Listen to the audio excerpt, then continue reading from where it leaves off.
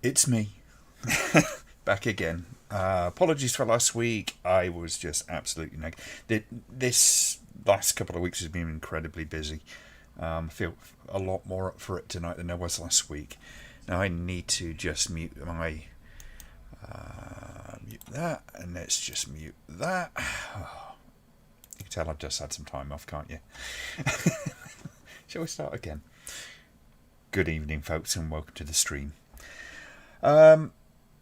Little bit of a decision to be made tonight, I think. I wasn't sure what to do.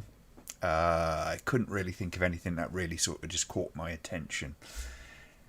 So we've got a few options, and I'm always open for other suggestions as well. We're probably not going to watch the ones we've watched all before. We have watched GBH, and we've seen Mad Foxes a couple of times, but we will do. I think perhaps either kind of around the Christmas time, we'll get the kind of like a couple of the favourites that we watched, and maybe we'll sit down and do a double bill or something like that at that point.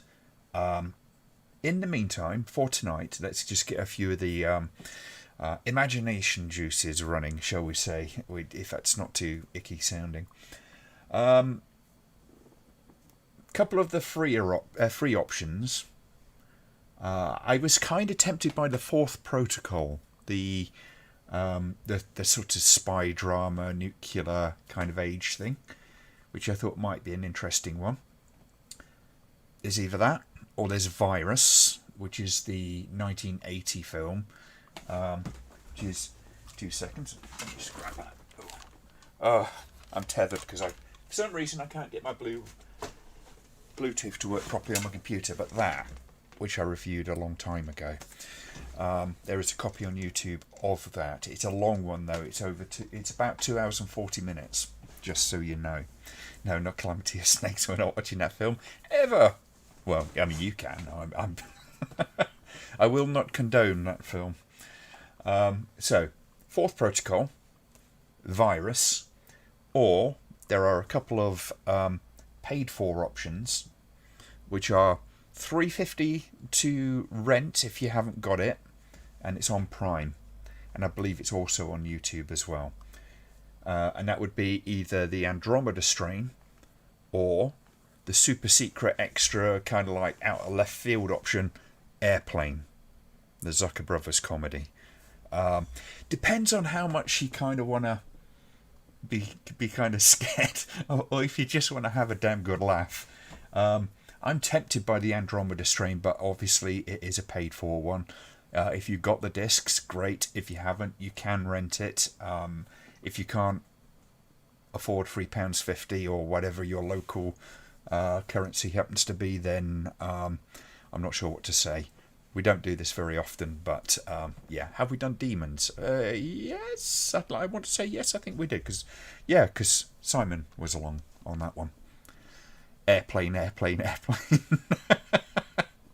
I am really kind of tempted for Airplane. So let's just get sort of... you have Airplane, excellent. That's sounding like an option then, isn't it? That's quite a short one, I think. That's 87 minutes. Yeah, Andromeda Strain is 2 hours and 10 minutes. Who has Andromeda Strain? Or who is willing to do a rental? Because we might just make this a double bill and go straight into it. Oh dear. I'm getting the feeling Airplane is definitely, and you have both of the Airplane and the Andromeda strain. Excellent. Couldn't we do a Death Smiles on a Murder early? D'Amato by far his best. Put it on the Rambleholics, Kieran, and we'll do it next week if we get a link for it and all that sort of stuff. You have the Andromeda strain. Excellent. So you can give a link of the Andromeda strain, can you? Is it available? If it is, what do you guys say to we do the Andromeda strain and then Airplane? We'll do a double and we'll just sort of preamble with a little bit of ramble. Preamble with a little bit of ramble. Oh, and while I mention, while I'm thinking about it, I just noticed worst date movies ever is in the chat. So, good evening. We did a little bit of a podcast, I guess, just a few weeks ago, and I screwed up a little bit in I didn't isolate my audio. So I imagine he's had a lot of work to sort out, but I'm kind of looking forward to seeing that. So it should be good. And as soon as it is, I will kind of put a link to everybody. But and you can check out the rest of the stuff that the guys have done over there. It's a good channel. It's a good channel. I got approached and about talking about, you know, a little bit about myself, the censorship sort of thing, and which film did we do? A Serbian film. And yeah, it was just a lot of fun to do. And then I checked out some of the other stuff after that, and it's very good. It totally was my fault, man. It totally was my fault. And if you ever wanted to do another one, I assure you I would absolutely make sure that I didn't screw up on that occasion. Since I'm miles away from my Airplane DVD and I don't have Andromeda Strain, put the link on the groups and stay for the bands.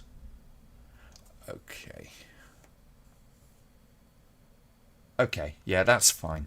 What do you see? Clockwork Orange today, cinema 4K, soon theatre showing Lynch's Dune. Well, I hope they show a better version than the one I saw. It was what, the 32 mil or 72 mil or something like that presentation, and it was awful. It was no worries ever. Okay. What? So I think what we'll do, we'll say we'll start at about 20 past with the films, and we'll have a quick chat before then. So we will start with the Andromeda Strain. So get your copies kind of up and ready, and we will watch that first, and then we'll watch Airplane after, for a little bit of light relief and shall we say, a sorbet of kinds, a visual sorbet of kinds. So I think that should be kind of fun. All right. Oh yeah. Of course, in the news this week, as you might have seen on my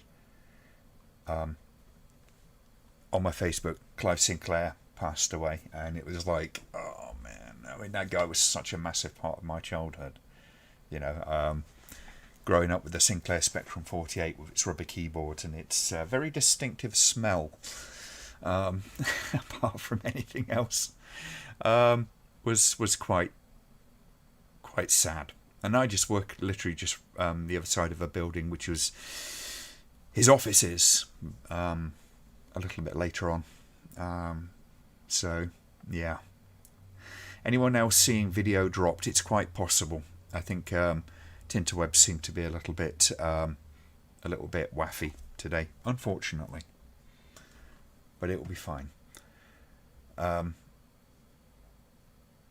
I think if you start giving me just, you know, when you are ready and there is no mad rush, we'll start getting thumbs up on Andromeda Strain, just so I can sort of see that you've got a little bit of progress and you guys are ready to go. I appreciate it's a little bit kind of all over the place tonight, in that sort of respect. I'm sort of sending you out on a run around session. If anybody needs the links to the Amazon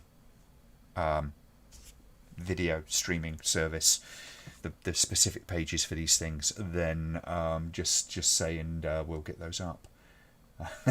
We are going to have to watch Virus at some point, I think, though, because that might be an interesting one to watch. I just got to remember if it's a really boring film or if it was a really interesting one. I'll have to rewatch my review. It's been such a long time, and it is a very, very long film. ZX Spectrum was my first computer. Loved it as a kid. It was quite something, and it really did open the world of computing to a lot of people, because it was one of the most affordable ones. That the ZX80 and 81 in particular. A computer so simple by today's standards, you got it as a kit form. Can you post it, Richard? If you can't post it, then if you post it on Rambleholics and get Kerry to post it, if that's possible, if you don't mind, Kerry, that would be absolutely fantastic. We've got a few minutes yet, so no mad rush. It's good to have my beautiful assistant Kerry doing all the work in the background, hopefully. Otherwise we might have to rethink our relationship. Had a 128K Spectrum, 30 minutes to load a game. I don't remember too many games being 30 minutes, but it was always like, 5 to 10 minutes, and it was kind of, it felt like longer. Felt like half an hour. The wonderful thing is now you got the World of Spectrum, which has got all the a load of the ROMs essentially that you can tape images and that kind of stuff that you can actually go to and get hold of, and it's a really, really good resource for all that stuff. There's plenty of emulators out there now, which make it nice and easy. There's still a few companies that really go, no, you can't actually put those up online because that's our copyright, and you sort of go, really? Really, it's so sad that people do that. For some reason, when I think of a film called Virus, I think of the horror film with Jamie Lee Curtis and Donald Sutherland. Yeah, it's not that one. It's definitely not that one. It's quite apocalyptic, as I remember it. I mean, the only reason I think it's a little fuzzy in my memory is because it's a really long film and it's quite convoluted. There's a lot of stuff going on in this particular film. It has sort of weird notes of that sort of Japanese melodrama kind of stuff. So it gets like VD's says there, it's a real kind of like highly emotional sort of thing. And then it's got an American thing because there was several different cuts of it apparently. So there was a Japanese cut, there was an American cut. Some have more than others, and I suspect the 2.5 hour one was the one really sort of shoved together. Yep, had a Spectrum, have the emulator if I need it. Yes, so easy. Yes, you did. Yes. I'm sure we can. I have to say I'm not a massive Dr. Phibes fan, but I'll sit down and watch it with you guys. Yeah, I did see that. But we'll do that. I think what we've got to do actually on the Rambleholics is maybe on the Sunday or the Monday after we collectively sort of select the one that we're actually going, the one or two, depending on what we're going to watch on the next watch-alongs and stuff like that. I think that would be a better way to go. I'm shit at this social media thing, aren't I? Richard says Sinclair C5, I think it was called. It bombed hard. Yes, it did. The tech wasn't really behind him at that point. So it was, battery power and all that kind of stuff was really an issue.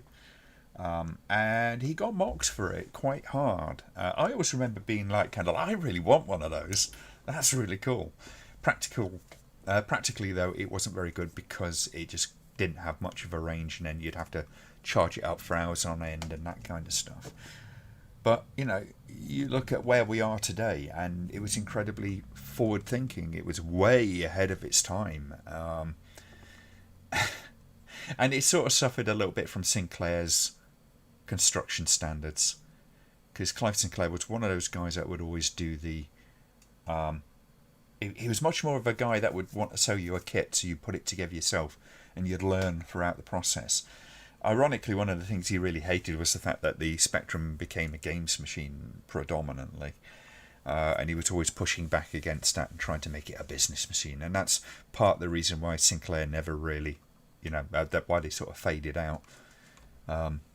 Because attached to their name at that point was, Jet Set Willie. And, a serious business wasn't looking at that stuff and going, That's the computer I want. Now I want an IBM PC, for better or for worse. Oh dear. I'm just going to.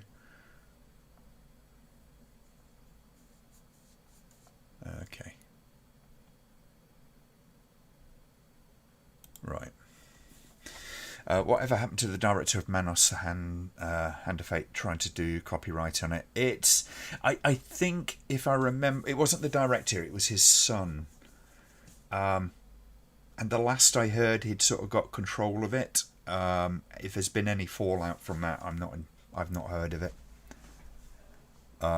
It went very, very quiet from the source after that, so I don't know. I honestly don't know. It's one of those things. Mr. BS America sent subs to China. So, old man Biden's picking a scrap with China. That won't end well. There's a whole bunch of stuff going on, isn't there, in that? The UK, the US, and Australia have now signed a pact which allows Australia to build nuclear submarines. And China's pissed about that because they're trying to take as much of the South China Sea as they can. And now they're starting to feel a bit of international pushback on that from people other than Japan. Just what we need, isn't it, really, is another empire building state.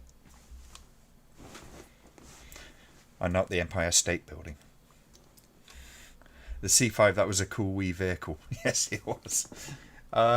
It was cool and uncool. There was a whole bunch of stuff with it, you know, and I remember the media's backlash to it at the time. And the guy, it's so dangerous. And it kind of was. It was very small and very low down that it made it hard to see. And I remember they kind of demanded they had flags on the back of the things.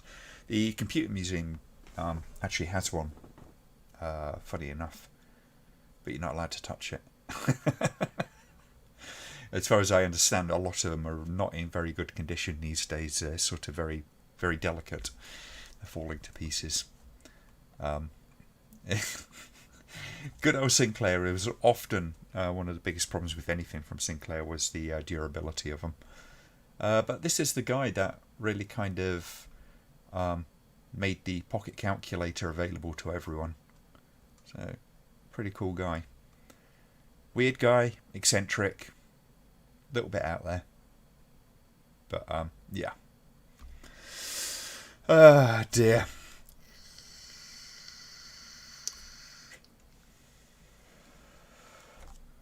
Actually, Glenn, nuclear submarine is very quickly losing its appeal. A lot of orders for diesel submarines in a lot of countries, including China.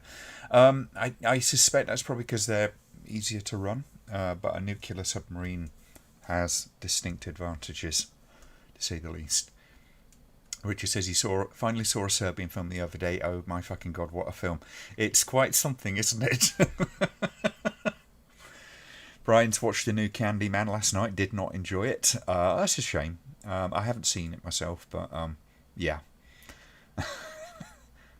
What's the new one? Malignant? I think I want to see that. I want to see that one. Blue Iris did not care for it. I think it's an interesting film. I think it is a genuinely interesting film. Incredibly divisive, and certainly one of those that is kind of purpose-made to really sort of slap you in the face and try to repel you. And it's possibly a little too effective at that. Sometimes you fall asleep to a Serbian film. No, it's a little kind of grating for that. I would watch the remake of Candyman. Maybe I'll get round to it at some point. Frankly, I'm just not keen to go to the cinema these days. The original Candyman movie is really good. The music is awesome. It's also significantly different to the original book. It's an interesting thing about the film. Is it really sort of... I'm just going to raise my seat a smidge. There we go. The interesting thing about the film is the kind of black culture element of it wasn't in the original story. It's a very different story. I believe the Candyman was a ginger-haired white man in the original book or something like that. It's interesting to see how the story evolved. Tony Todd was only in it the 15 seconds, yeah, probably. They'd have to do the fan service, don't they?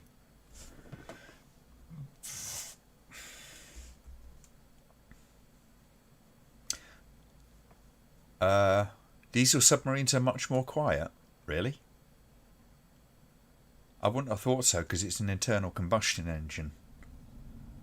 Oh yeah, you can dampen the sound down, but nuclear submarines work obviously by steam, essentially.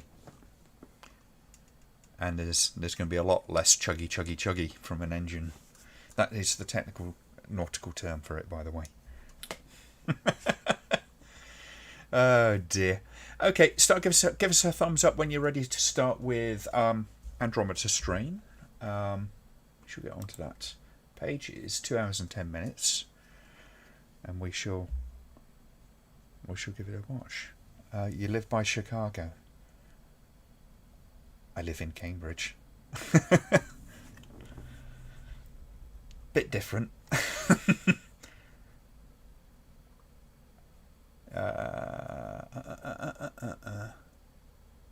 He's blue. Okay. Tony Todd is Candyman. Have you seen Censor, Glenn? No, because I can't find anywhere to bloody watch it. So if you can find a link to it, I will definitely watch it.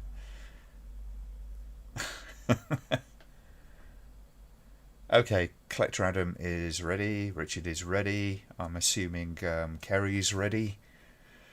Is there a link? Let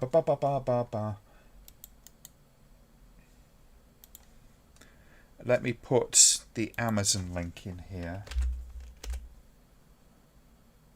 You can also find it on YouTube if you don't have an Amazon Prime account or whatever. But you can rent it for £3.50. Just so you know. So we'll just give it a couple more minutes just to sort yourself out. And there is the one that Carrie has just posted.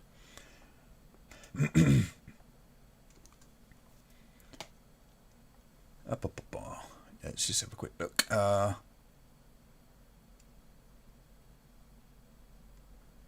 So Blue Iris, just give us a quick thumbs up when you're ready to go.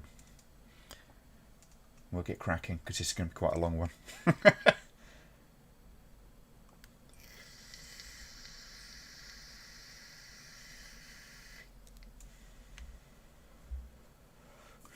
I can't vouch for that other link. I can vouch for the Amazon link though. I think we're going to have to get started in 2 minutes and then to just let us know how you're doing, Blue Iris.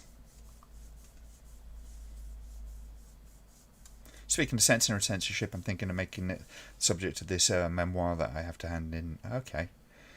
Why doesn't Clive Barker make any more movies? I don't think he's been very well for quite a few years. So, there you go.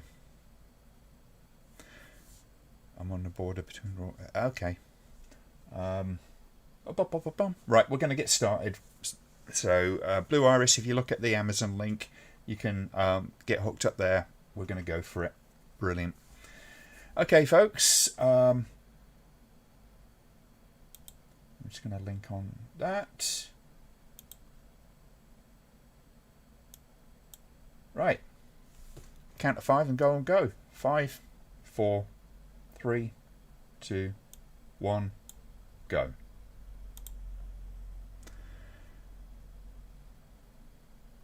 Found Sensor, put it on the Rambleholics. Thank you very much for that, Richard. Now, the Andromeda Strain was one of those films that I remember watching in the 80s. And I think it was on TV. And it was one of those I found incredibly disturbing, despite the fact that, I didn't really necessarily fully grasp kind of some of the implications of it. But some of the things that go on in it are quite unnerving. And it's early Michael Crichton, obviously. So it's full of real technical kind of content.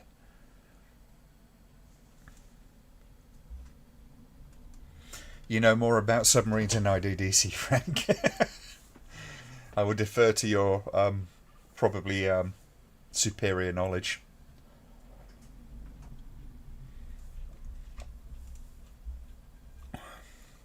I love this opening because it's a really elegant way of doing the whole kind of this story is true sort of implication.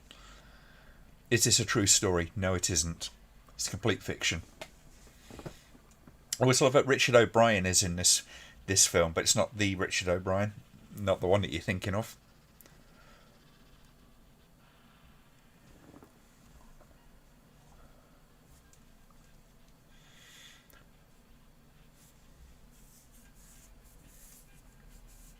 I was listening to the commentary tracks on Hellraiser 1 and 2 actually, which were quite good. I need to just turn my headphones down to just a smidge. It's a little bit loud. There we go. Wanted to join the Bundesmarine and the Royal Canadian Navy. Rejected twice for genetic defects. I got rejected from the RAF from the job I wanted because of my eyesight. No, it's not from the Rocky Horror.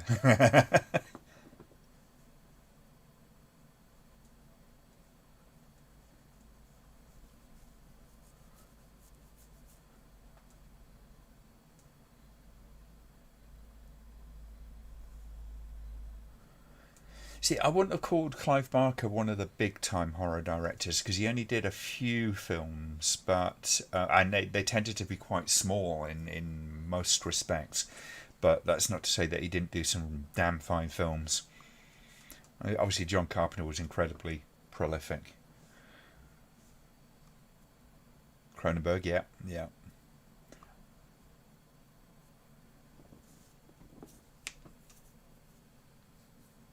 There's a bunch of them still around.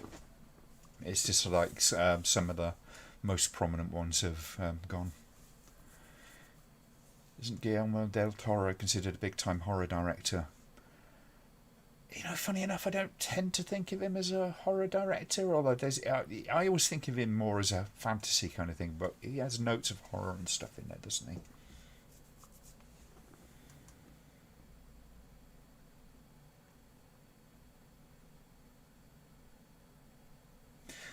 We are currently at 3 minutes 45 of Andromeda Strain.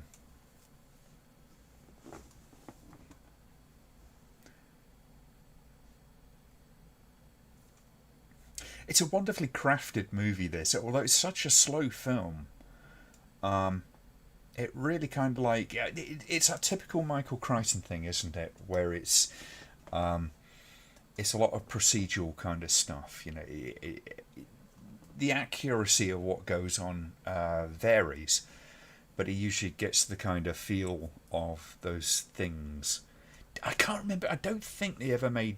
Did they make a film with Airframe? That would be an interesting one. But what we'd like Jurassic Park and kind of the Westworld and all that kind of stuff. There's this sort of slow build up, and you see the mechanics of everything that sort of goes on and how things kind of would possibly sort of pan out. You've never seen the Rocky Horror Picture Show? It's a great film. It's wacky as fuck, but it's a great film, and it's lesser known. Spiritual sequel more than a full-on sequel. Shock Treatment is also very good.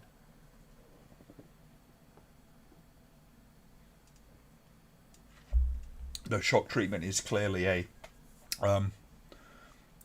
film that was made under a lot more pressure, but it has an interesting story. I'm glad to see the version on Amazon actually has the ticker tape at the bottom. I've seen DVD versions of this that don't have the ticker tape going across the bottom, and it's like that soundtrack's supposed to evoke all that sort of stuff, so it looks really odd when it's not there. Ooh, I got a new toy. New camera lens. a 150 to 500 zoom lens. Ooh.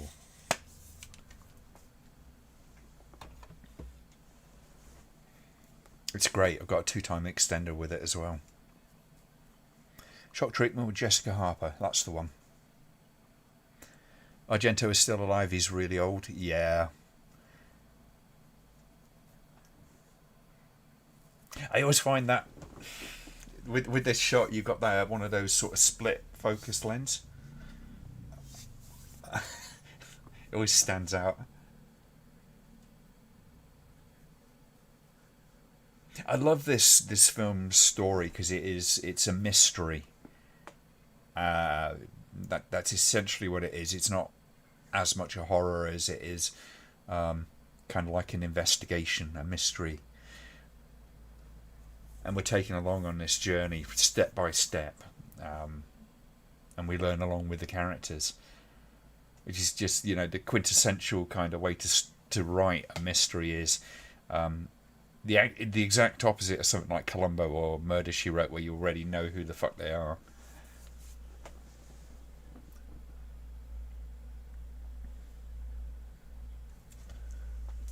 Yeah, Tim Curry is a very talented guy, and I hope he's getting better because he had a big old stroke, didn't he? Which is, I think it's ended his career, but what a guy.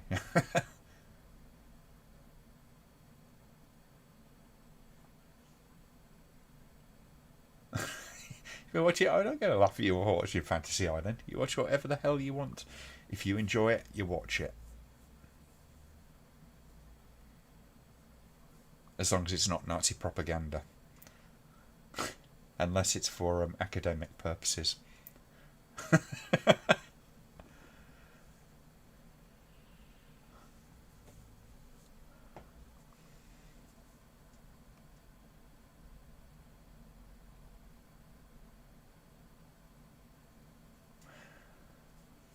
There's something about the quality of the film in this. It's just got that really kind of its time feel to it. That slightly washed out, almost sepia toned kind of thing. And just, you know, I don't think this was a particularly big budget film either, and that sort of shows in certain things, like with the pilot in the cockpit. It's very, you know, it's kind of very locked down. It's clearly a set piece and all that sort of stuff. But it doesn't seem to matter because one of the things that's in this is this kind of like, it's built into the film, is this almost sort of woozy kind of like feel to it. It has this really kind of like delirious, almost like a sense of panic underneath the surface of the film. And it's not thrown in your face. It's not like kind of explicitly sort of shoved at you, but it's there.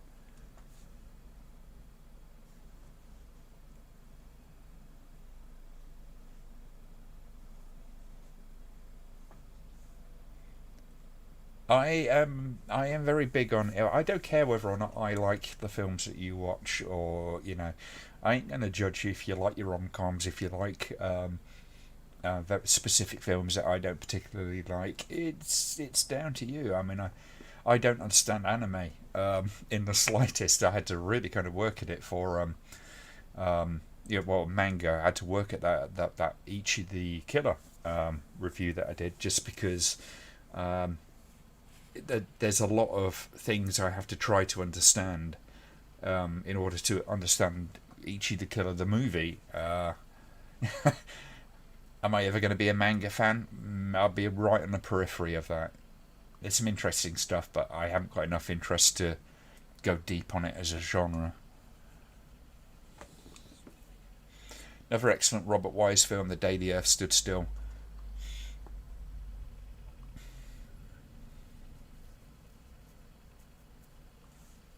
Hmm. Isn't it funny though? I mean, this is one of those films that I always forget who the hell directed it. It's so tied in with with Michael Crichton's name that you sometimes forget who the director is, and it is really well directed. There's that split focus again.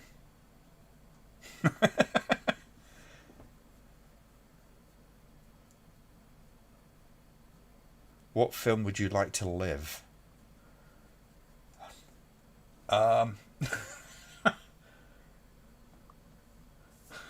It could be really weird and say Eraserhead. Um, I honestly couldn't. I'd have to give that some thought.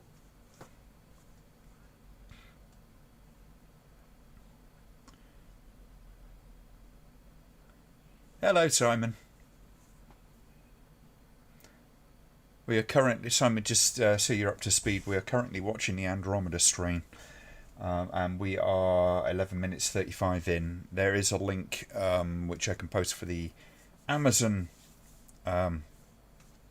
stream, but it's £3.50 if you've got the DVD. Shove it in and ask for a time code when you're ready to go, if you want to join in.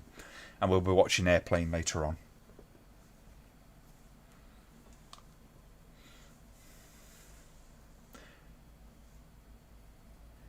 Yes, he was.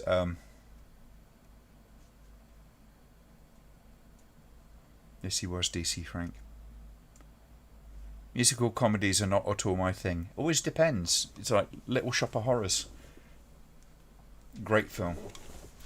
Rocky Horror. Great film. Shock Treatment. I really enjoy that film, although it's a bit of a weird one. It's not that you can't. It's very difficult to sort of justify ignoring a genre just because you don't like a few examples of. There's plenty of musicals I do not like.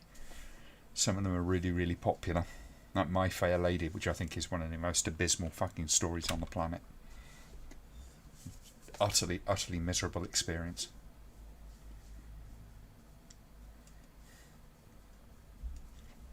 Just thought you'd pop in and say hello. Well, it's good to see you, man. I hope you're well.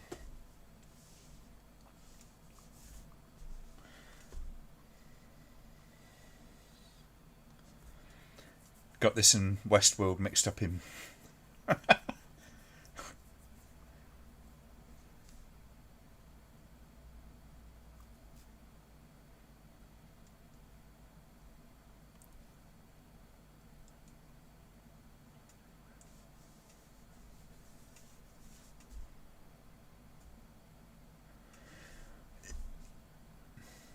There's a real formality about how this film is kind of like visually put together. It's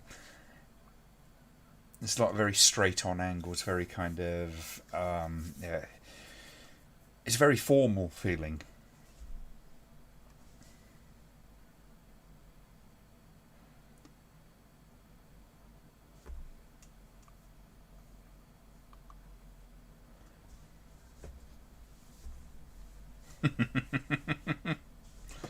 He's going to a loving.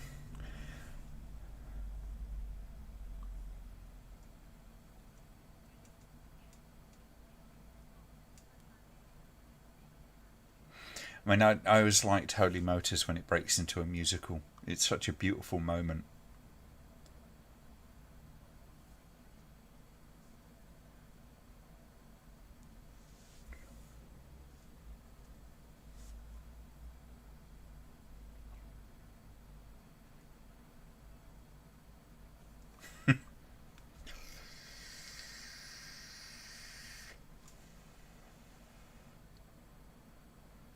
Isn't it nice to see everyday folk in a movie like this, i.e. before the shit hits the fan? It takes time really just to give you a little insight into the characters, and that is a very... it's one of those precious resources in a film that a lot of directors and writers will try to absolutely shorthand it. And obviously with the kind of scale of the cast that's in this, it's not the largest, but it is certainly large enough. They keep it brief, but they keep it enough, so you actually get this introduction to these people and these various different personalities, because the personalities are very, very important in this. You know, these different types of doctors and scientists and the likes. the because it's all about the interaction between them. And one of the things that Michael Crichton does is he's less anti-technology than he is about the human factor in technology, and that's kind of what happens within this. These various personalities kind of react differently, and they offer different solutions, and they create different problems. And you'll find that a lot of the problems that happen in Michael Crichton's movies of this nature are really kind of not a failure of technology or not a consequence of technology so much as they are a consequence of human error and human hubris.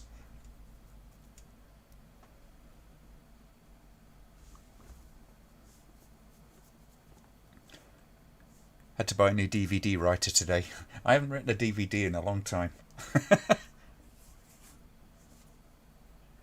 Speaking of Holy Motors, which I still need to see, yes, you need to see it. Did see Carax's new movie, Annette, which is mostly in song. Oh, wow. Okay. He seems like an amazing director to me. Holy Motors is a movie that is a very, very personal movie for him. And I absolutely adore it. It's a thoroughly beautiful film. And I don't get to say that about an awful lot of films.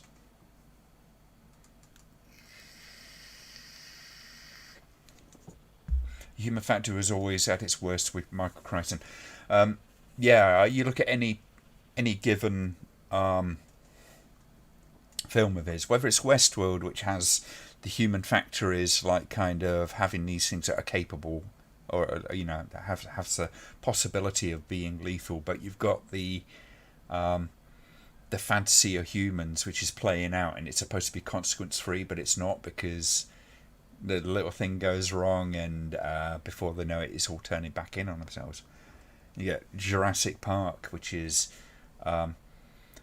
although people kind of look at the character of Nedry, for instance, and blame him for everything that goes wrong, there are plenty of suggestions that he is in that position of doing what he's doing because he's not compensated very well. He's not looked at with any kind of respect. And it's his human nature, his greed, apart from anything else, which is exacerbated by his situation that forces the problem. And then you've got the whole kind of like man playing God thing, that they think that they've conquered nature, but they haven't. There's always nature finds a way. That's a key line within that movie. It's not just a soundbite; it is a very important aspect of. It's an important chink to look into what the film is about.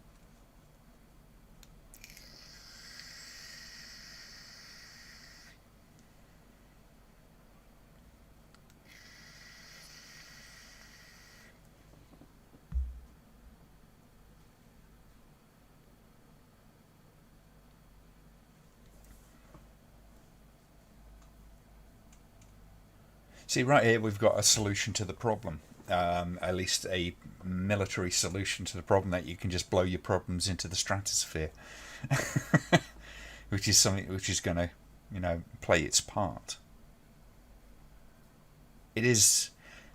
This is very much a movie of its time. You wouldn't probably make a movie quite like this if you were going to tackle this story and remake it. It would likely be very much whittled down to absolute essentials, and it would lose an awful lot because of it.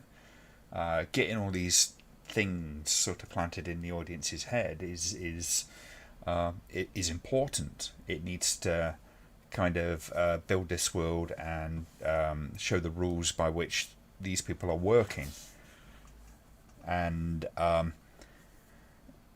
we're getting all this sort of foreshadowing sort of going on, but it's not being presented as a kind of foreshadowing. But I think a good line to describe a lot of this film is really, the best laid plans of mice and men. It they think they got all their bases covered, but they haven't. I assume we all love pieces. I've got a mixed reaction to Pieces. I do enjoy it, but I think it's a terrible movie at the same time. I think I probably enjoy it because it is a terrible movie.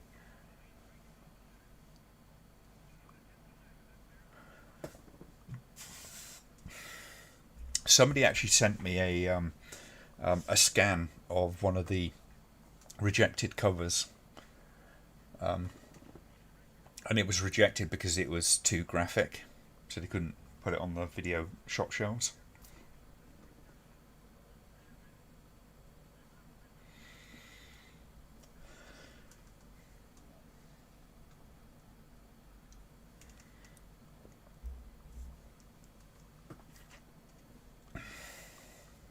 But Pieces is definitely one of those movies that is. I think it comes close to being a guilty pleasure. You bastards! You bastard! If it were made today, they would have to have a lot strong female lead, black supporting.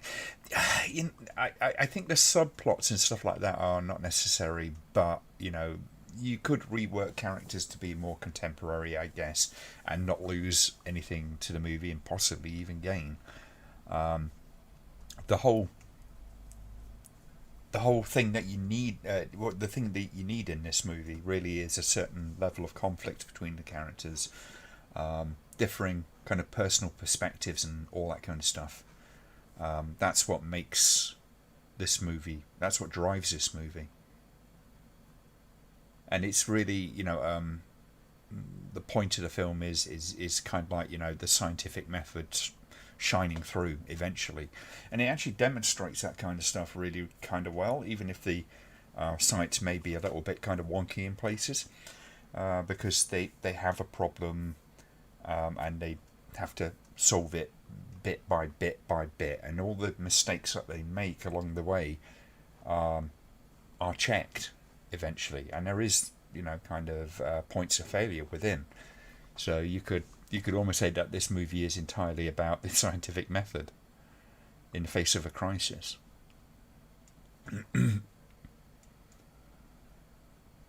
House with Laughing Windows. I haven't seen that, no. Yeah, there's a lot of this split screen stuff in it. It's very of its time, isn't it? And nowadays, this sort of technique tends to be kind of used more as a parody kind of thing, because it is so emblematic of the time with the filmmaking. People seem to think it's too retro, I guess.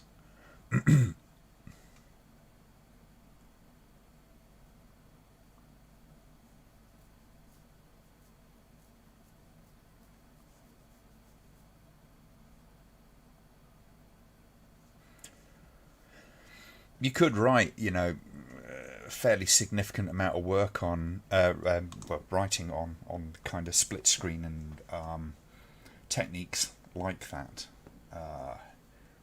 How they present to an audience of the time and contemporarily. I think split screen does certainly have a place. I don't think it's too alienating. I think what it does is it offers a couple of different points of view at the same time. Obviously, that's kind of what it's doing. So it almost allows for a kind of unbroken point of view thing going on. So you can see the bigger picture and the smaller picture. The smaller pictures being, what these individual characters are seeing. You can argue either way, the effectiveness of it. I remember this scene just creeping me out as a young man. Something just very eerie about it. You got people who have just dropped dead in the street, literally on the spot, and then others who have clearly committed suicide. And it's really quite eerie.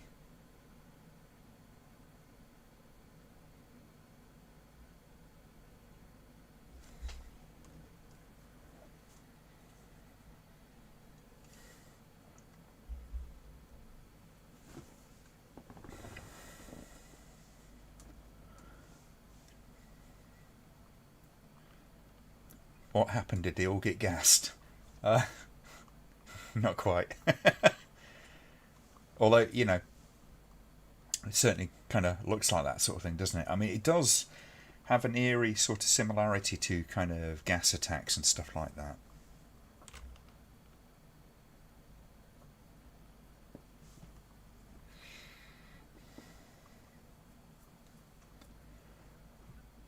And that's the creepiest thing about it is, you got all these people who've just literally just dropped dead on the spot. It's just instant.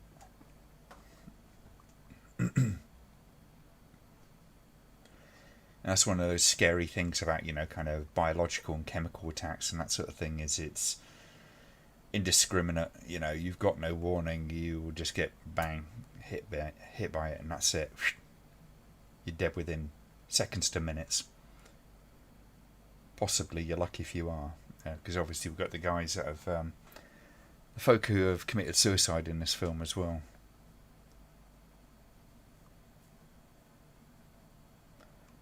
Which again, they do it really quite subtly. That there's a percentage of these people who weren't immediately affected by whatever killed everybody else.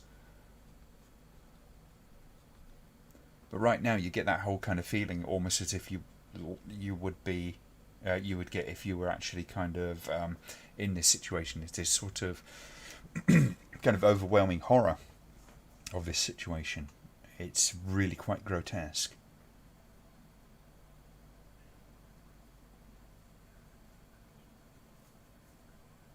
It's very judgmental, isn't he? It's like these people have found this thing. I don't think it's unreasonable that somebody would be curious enough to open it and not just go, "Oh, we can't do that. It's going to be dangerous." People are curious. What's this about the movie and suicide? It's the way it's the dead people that they're finding. You've got like the people who committed suicide are basically they were clearly sort of immune in some way or another because they lasted a lot longer than the others. So you've got this contrast between people who died literally on the spot and other people who clearly took a lot longer. That's really grim, isn't it?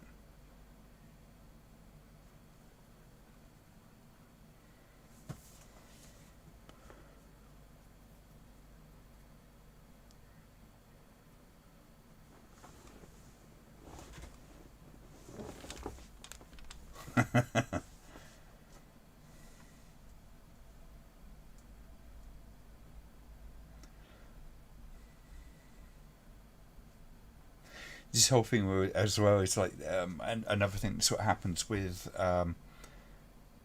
Crichton's movies is the whole kind of fear of authorities doing stupid things and immoral things and all that kind of stuff, which is another element which plays in this. There's a lot going on in this film, despite the fact that it is so slow and so kind of calmly paced.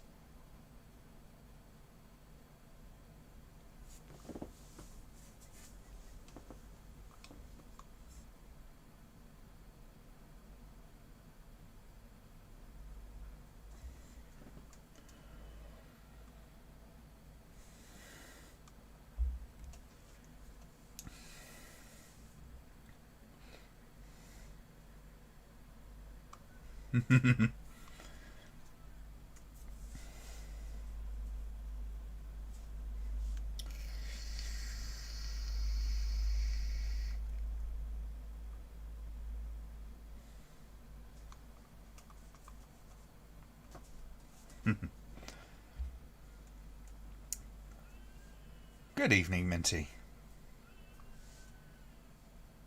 Oh no, I hope you feel better soon.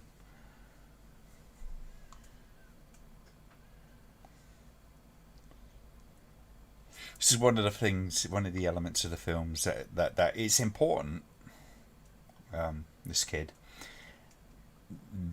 but constant baby crying, and there's the whole kind of idea that babies crying is supposed to be intentionally annoying. The reason we find it so grating is because there's a biological going to drive to stop them crying then.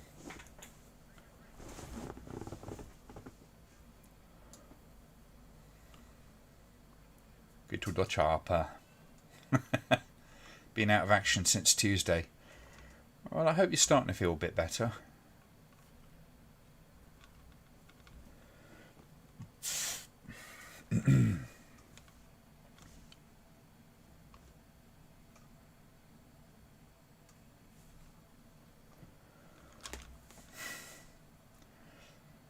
Does anybody else want like kind of suicide is painless running in the background?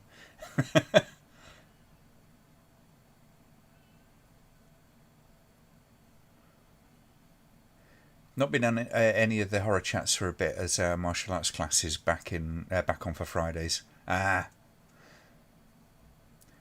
things may be shaking up a little bit around here because work's kicking in, and I've got a few weekends where I've got work and stuff. I have a lot to figure out in that sort of front. Oh. Bit rubbish, really, having a cold in September. Embarrassing. That's the worst bit, isn't it? It's like you got like a regular cold, and you're like, oh, everybody's gonna think I got goddamn COVID.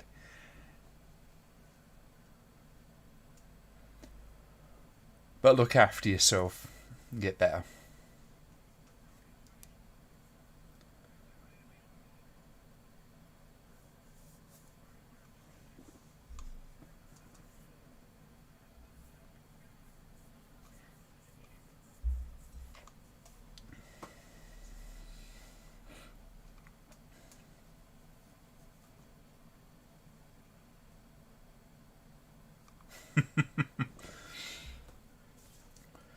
Now, the ticker tape thing becomes actually part of the story later on. But it's one of those things, it's like, again, it's very of its time, that kind of method of communication. And the irony is, on the DVD where they got rid of it, they've taken a method of communication out.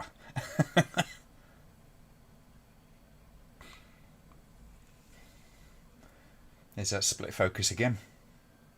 And again. Oh dear.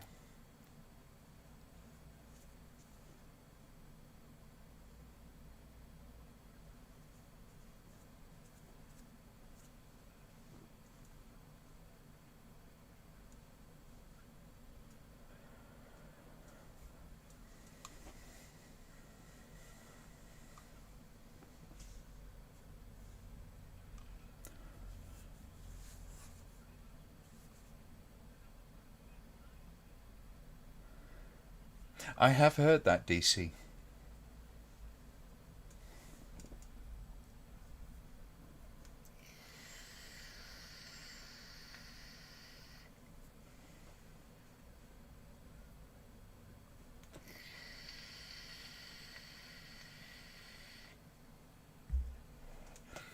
We're currently watching the Andromeda strain, Minty, and after we should be watching Airplane.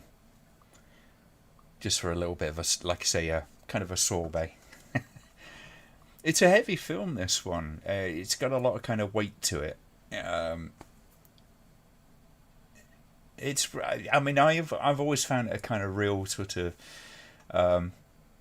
odd edge of your seat kind of experience watching this film. But it's like, yeah, it is way slower than I think most current audiences would actually like it. But I think the characterization and the story building in it is outstanding. I mean, I can't think of too many films that have a better handling of a story than this has. It's a very bleak film. It has that feel to it, but it doesn't leave you with that so much, at least in my opinion. And like I say, the film is as much about the scientific method as it is about anything else. And for all the screw ups that humans can make, the scientific method helps to sort of steer the path in a more true way.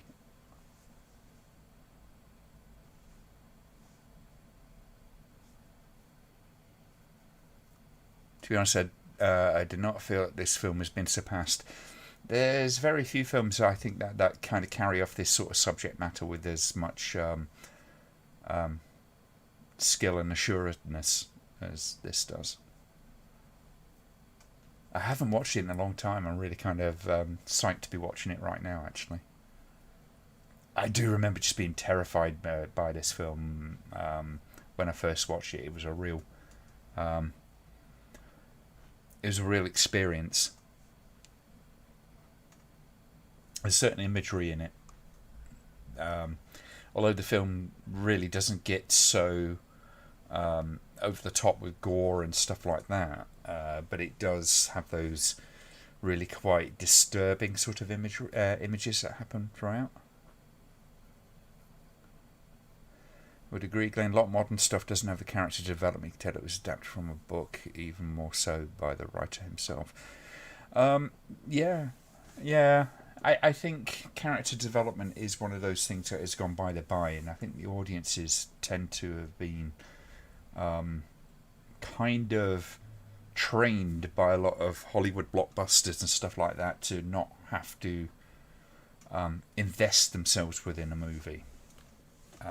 By which I kind of mean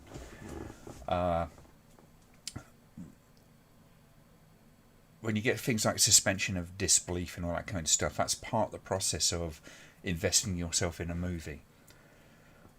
Allowing certain things to happen that wouldn't necessarily happen in the real world, stuff that it may seem a little bit outrageous, all that kind of stuff. And now everything's got to be in your face. Everything's got to be kind of like, suspension of disbelief these days is, I believe Superman can fly.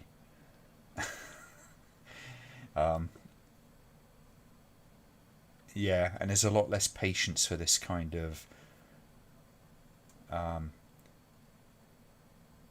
allowing yourself to sort of be really kind of involved with what's going on an emotional and an intellectual level.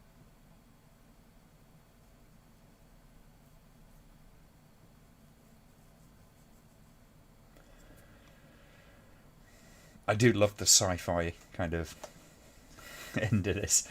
Because, I mean, none of it's outrageous. It's all kind of plausible, and I don't know to what extent Michael Crichton really kind of took from science when it comes to like the cleaning methods and all that kind of stuff, and how realistic they are and that sort of thing. Whether it is or whether it isn't, none of it seems kind of like so far out of the bounds of reason that you can't let it go. And to some extent, it's like, the transporters and warp drive in Star Trek.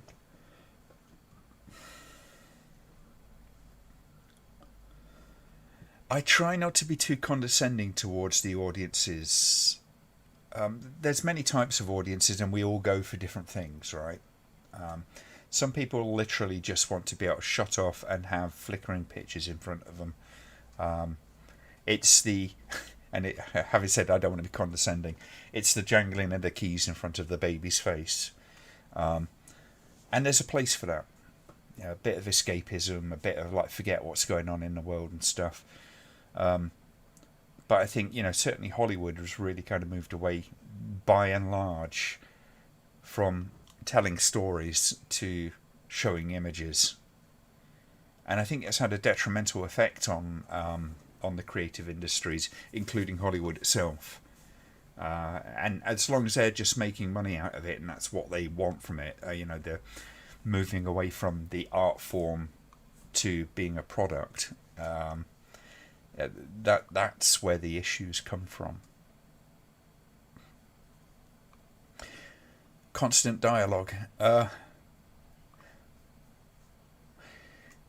I'd say, you can have constant dialogue, but it should be it should be relevant. Always should be relevant. There's a lot of dialogue in this movie. This movie is very, very dialogue driven. As are a lot of Crichton's works.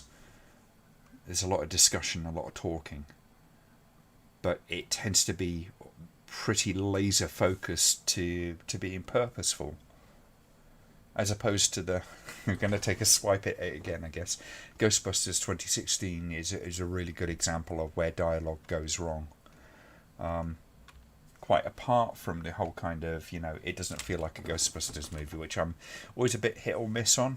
When you kind of like take that sort of approach, the dialogue that happens in that movie is inane, and that's the worst thing about that film for me, is the inanity of it.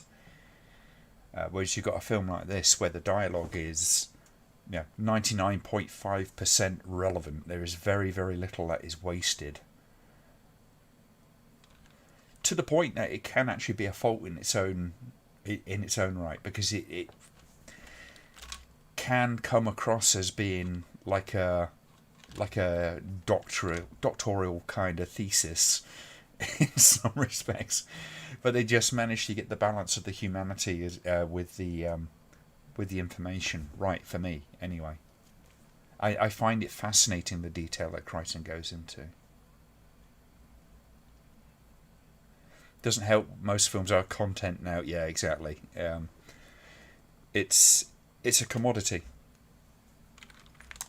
and that's a big reason why we're going into a lot of just streaming instead of physical media, which I don't think is always a bad thing. It's like I'm watching it on Amazon Prime at the moment as we watch this, simply because of the convenience of it, and I think it's a good thing.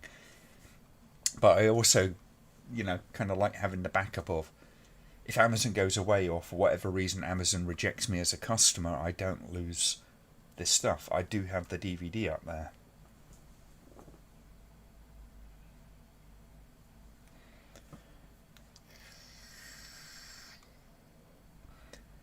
Me films created just for streaming services turned around quickly. It's a hit or miss sort of thing with that, I would say, worst days. Because in some respects, the likes of Amazon and Netflix and Hulu have allowed for the creation of some interesting films. They seem more willing to kind of throw a lot of stuff at the wall and see what sticks for whatever reason, and that can be a good thing. And it's a lot less precisely curated than something like the studios will do. So you do have that sort of scope of creativity which is expanded, which I think is an important thing. And very, very importantly, it takes a little bit of the oomph away from the studios, the big studios. I hope, maybe ill-advisedly, that that expansion of kind of creative bases will actually force the market in a better direction and slowly educate an audience back into actually kind of appreciating films for as an art form, as opposed to just simply an entertainment.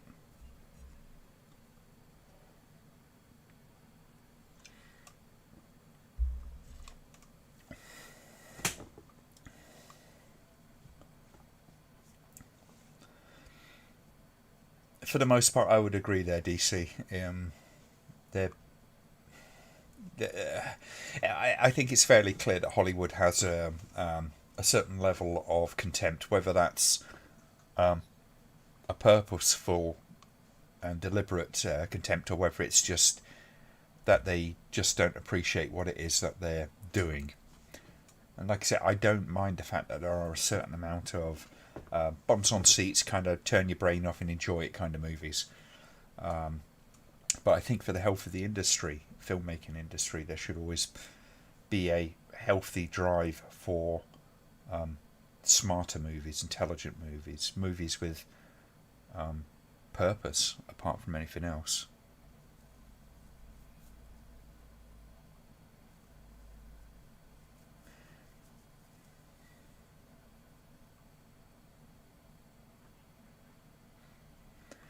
Well, what I would say there, Kerry, is if as long as they're encouraged to actually sort of do kind of physical media as well, I think that's one of the things that's going to really kind of define the future of film. Is ironically the delivery mechanism. Because yeah, you can say, well, they can all go online and stuff like that, but there's a maintenance which is involved when it comes to streaming services. They've got to have the servers, they've got to have the internet connections, they've got to have the storage space and all that kind of stuff. Which means that if they sell you a film for $14.99, and it's on the streaming site, you can't download it at the very least. That film is going to have a continuing cost going forward. So we will see with those streaming services these things sort of eventually they'll go, well, nobody's really watching this thing, so let's just fuck it off. Or only X amount, 100 people have watched it in a month, so it's not paying its way. The biggest problem with streaming services is it turns it even further into a commodity, or rather a service. And as soon as the service becomes unviable, then why would you? Why would you run it? Because I wouldn't. At least if you're sending out DVDs, they're there. It's always going to be available. Even exploitation filmmakers back in the day felt like they had more respect. Yes, potentially yes, in quite a few cases, and I think that is partly because of the market that they were working in, the kind of distributors, the kind of studios that would actually sort of work with them, much smaller concerns, much closer concerns. So you've got all your kind of Charles Bands and those kind of figures who were much more nurturing in some respects. I mean, yeah, you can argue that, the vast majority of what they kicked out is, objectively bad, but a lot of people learnt their craft in that. And you look at someone like Troma and stuff like that, and it kicks out people like James Gunn, which, whether or not you're a fan of James Gunn's films, I think it's hard to justify saying that he's a bad filmmaker. I think he's a very story-driven, character-driven director. He likes to look at the characters. He likes to kind of explore those sorts of things. And for me, one of the central things about any story that's told is the characters, and that's what's happening within this. So you do have these characters. They're not the deepest of characters, but you do get those aspects of the story which are driven by these characters' traits. So at the core of what is a very dry story are these various people who are actually quite interesting. And I love this character, for instance. She's just Red Queen Pollen. just fun as hell.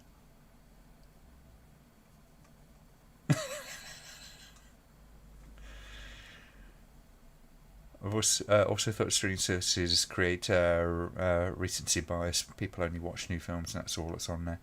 That can happen, yes. You do get the other kind of alternate streaming services like Arrow and Shudder, things like that, who will have a back catalogue of older films as well, because they tend to be more curation based and all that kind of stuff. But even those services will have a certain amount of supply and demand kind of problems when it comes to things like how long do we keep it on the servers.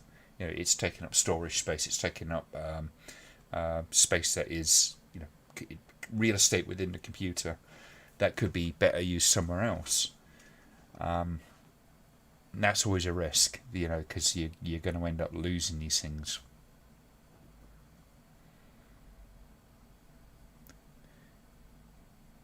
Thing with exploitation films that are incredibly cheap to make, so even if they appeal to a tiny audience, they still made a good profit. There's a big part of the problem with the mentality of Hollywood is that it and not without reason. I have to say they have this attitude that a film has to cost X amount of millions in order to make money back, because there is a certain part of the audience go, well, this is like one of the most expensive films ever made, or it cost 120 million. It must be good, and they use it as part of the promotion and all that kind of stuff. So there's a prestige to kind of like expensive films, which doesn't really pan out in the terms of quality, in my opinion. But there you go. I look at a film like Extro, for instance, which is a pretty cheap film, but it's got a lot going on in it. It's a great film.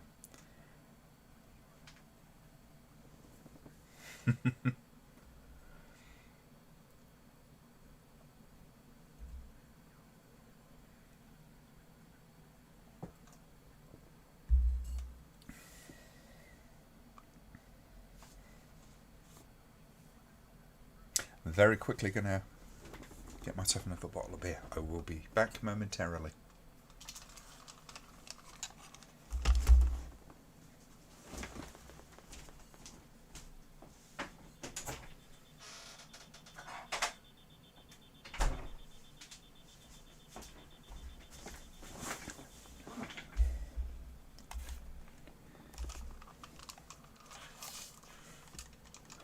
Did you miss me? Need to watch more D'Amato. Never thought I'd say that, but there you go. D'Amato is, to me, quite an interesting film director. Not that a lot of his films are particularly smart or, kind of world-shatteringly interesting films to watch, but I do kind of like his approach to filmmaking. It reminds me a lot of Jess Franco in some respects.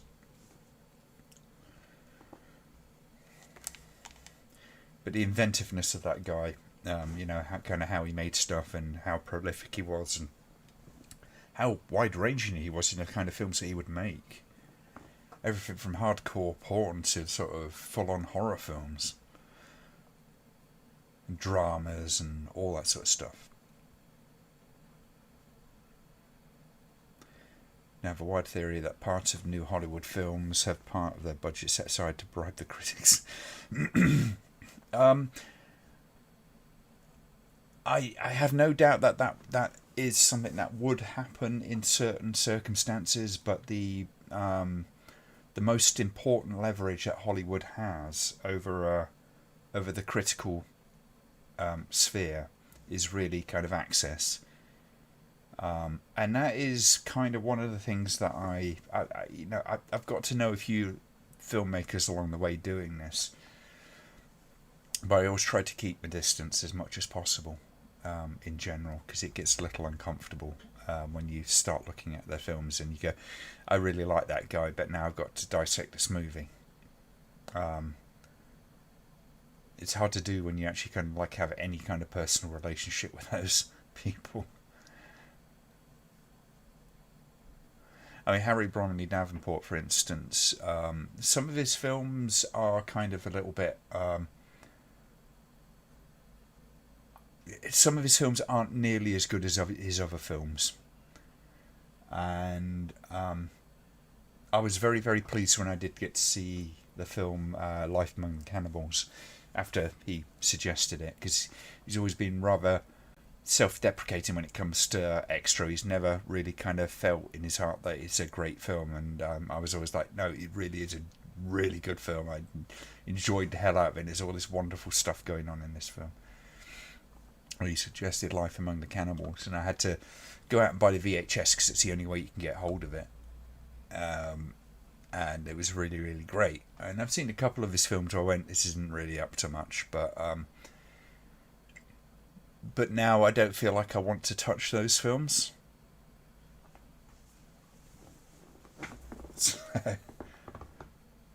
Joe D'Amato is so underrated. I was listening to some podcasts in French about a guy who went through the entirety of his filmography and said some interesting things about Joe D'Amato. Yeah, I think he is genuinely an interesting guy, whether you like his films or not. Same with Jess Franco. You don't have to like his films, and I don't like all of his films. There's some of his films that are just literal trash, you know, they've got, it's a bit of an affront to celluloid that they were actually made. However, when you look at the kind of like scope of what they did and where the highlights are and all that kind of stuff, you can see them for these directors for who they are. I look at like Bruno Mattei and Claudio Fragasso, for instance, and I don't see an awful lot to sort of redeem them. And it's not because I'm unsympathetic to the type of filmmaking that they were involved with. It's more to do with more tangible things, I think, just about the filmmaking and the style of filmmaking, and most notably the writing.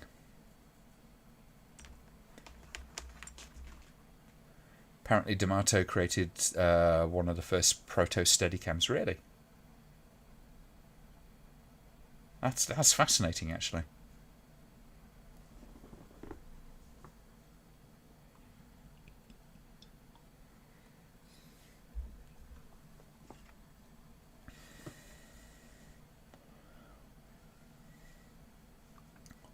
Tempted to do Porno Holocaust as a worst date movie episode. I already reviewed that, actually. It's it's one of the things I find fascinating about any of the directors that were sort of involved in that kind of end of things, whether it's Bruno Mattei, Jess Franco, or any of them really. You know, Joe D'Amato. Most of those guys had a porno career. One of the things that people don't realise as often is how many film directors in America started off with porn. You got Abel Ferrara, who's a an award-winning director. You got Wes Craven with Angela the Fireworks Woman. Abel Ferrara's was Nine Lives of Wet Pussy, for instance. And several other directors. I don't know if John Carpenter ever did anything like that. I don't think he did. At least none that we've been able to track down.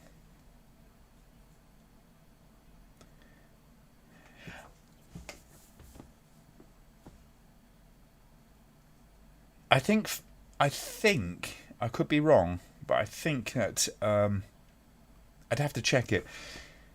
Nine Lives. Angela the Fireworks Woman, I think, was after Last House on the Left. I would need to fact check that, but one of the things that's notable is there's the soundtrack from Last House on the Left is in Angela the Fireworks Woman. And Wes Craven actually makes an appearance in the film, although not in a, shall we say, performing role.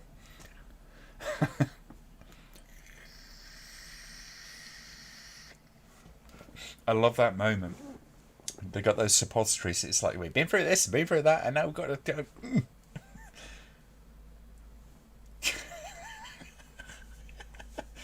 I love that line. Anyone want to join me for a smoke? I'll shove this thing up my ass. Oh, there's a clip for Glenn out of context.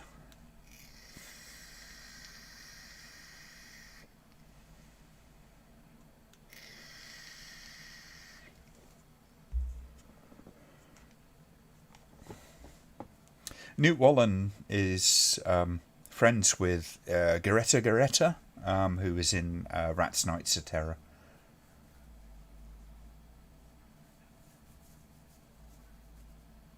I love Newt. Newt's very kind of like, you always strikes me as being very kind of self-conscious in some respects, but I've got a lot of admiration for Newt. He's living the dream in some respects. It's just, hopefully one day it will reap some dividends.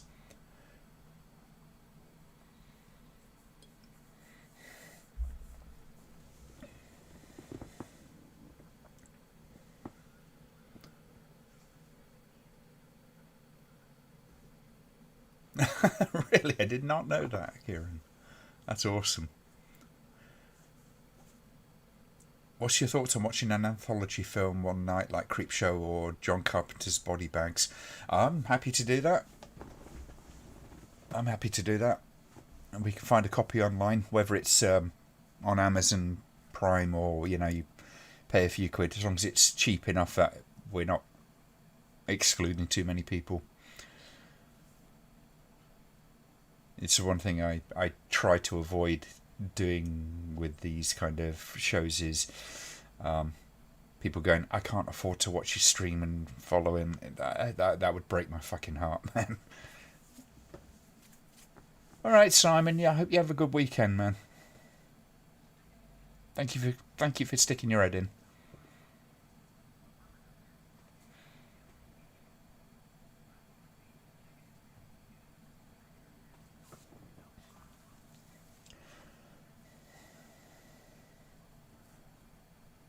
This is one of those things in this film which is always a little bit kind of like, yeah, you wouldn't get away with this these days so much. And I put this right up there with James Cameron in The Abyss. So when people sort of complain about films like Cannibal Holocaust and all that kind of stuff, and they go, "Arr," you know, animal cruelty, and just like you can't, because yeah, they go fucking Italians and all that kind of stuff, you know, because of the death, animal death that we're within those movies. You know, it's not uncommon even in Hollywood. I mean, Hollywood had, particularly kind of like in the early 20th century, there was an absolute disregard for the life of animals, up to and including beasts like horses. Good night, Simon.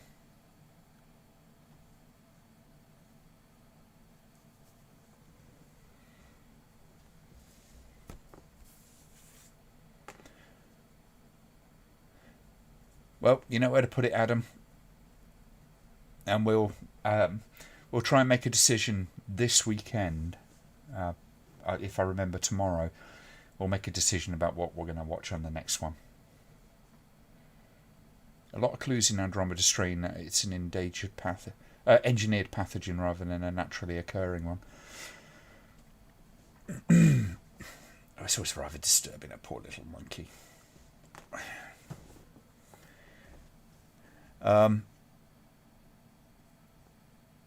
Yeah, it's all part of the mystery, isn't it? Is it like there's very strong suggestion that it was brought back deliberately because the military wanted a weapon, and I don't know whether or not they would have watered that down slightly, just because that would have been very controversial political kind of content, and that might have caused problems potentially. But I have heard about that kind of theory of the film, and it's not one entirely without merit for sure.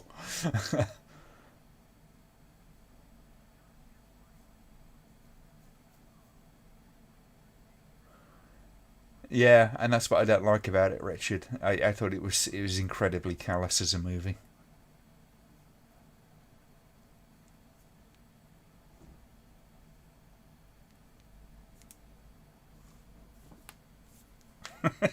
It's not going to happen. I'm not watching that damn film again. I did watch it from start to finish. Um, I'm not particularly overly sensitive about kind of. Obviously, I'm not. I've written how much on stuff on Cannibal Holocaust and stuff like that, but that film just is off the charts when it comes to that stuff. Um, I'm not even particularly kind of enamored with snakes either, but just seeing the carnage in that is like, wow, astonishingly unethical. And I'm not exaggerating, and I'm not being funny when I say that. A deeply unethical film.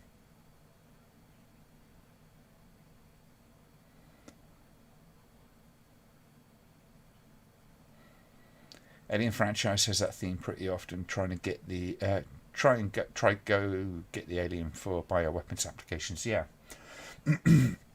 fear of authority um, figures is a very powerful thing, and there is an element of that within the Andromeda strain as well.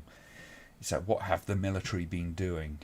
And it's not entirely clear as to what it is they're actually doing. uh, Raw is not cruel to the animals, it's cruel to the cast and the crew. They were very, very deliberate to not harm those animals in the slightest, and they did the absolute minimum to coerce the animals as well. So I wouldn't say it was animal cruelty in the slightest, but that film was another one I would describe as deeply unethical, but for different reasons. And the only reason, as a form of filmmaking, the way they did it was very reckless, to say the least. So I wouldn't want to see someone propose a film like that, because it's a stupid thing to do. It literally the most irresponsible film I've ever watched. And it's terrifying for it. Melanie Griffith nearly had a scalp torn off during that.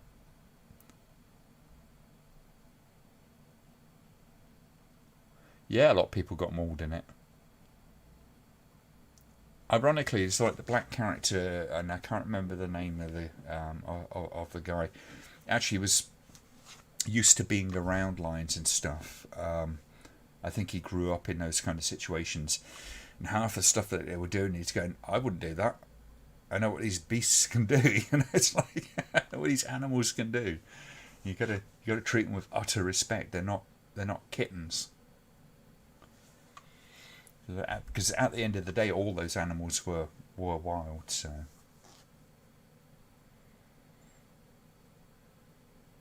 the idea of the Andromeda strain was engineered would go pretty well with Como, and that was about, which was about as conspiracy minded as you please. See, these are the days when conspiracy theory stuff wasn't utterly balmy. There was a suspicion of governmental stuff, and in all too many examples, it turned out to be pretty real. But now we live the utter fantasy. It's a miracle there wasn't more damage done during the filmmaking of Raw. They were very lucky that people didn't die. That said, if you get the chance to watch it, watch it. It is quite compelling. It has next to no story. It's literally people being filmed acting around a bunch of wild animals. Very, very dangerous wild animals. And it goes about as well as you could imagine. Definitely worth a watch, but I would absolutely say it's a very astonishingly irresponsible piece of filmmaking.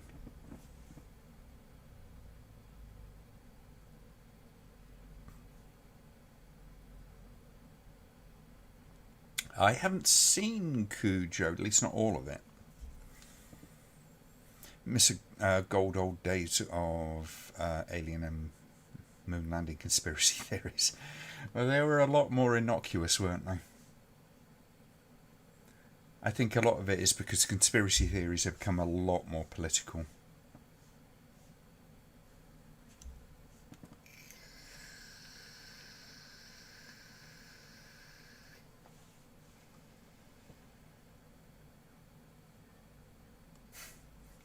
This is a great example of the kind of the importance of the characters within this.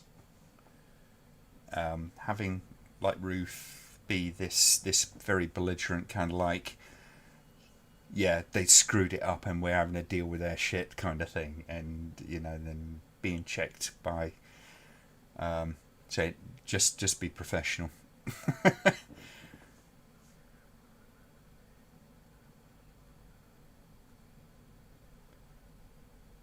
And another good example with him kind of like going, well, it's quicker to do it this way. It's like, no, you don't fuck around with this stuff. It's deadly. So it doesn't matter if you think it's simple. You follow procedure to try to keep you safe. And even still, that goes wrong.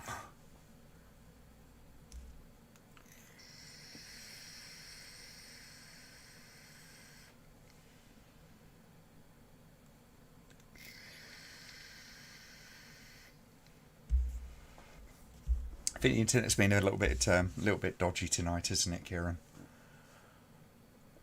Glenn, on a Wednesday night, me and two friends have a horror film night. Any rare film suggestions? Oh, crikey. Rare film? I don't know, but I'd have to know a little bit more about what it is you're kind of after. Can you get a timestamp, please? I am currently on 1 hour 1 hour 11 minutes.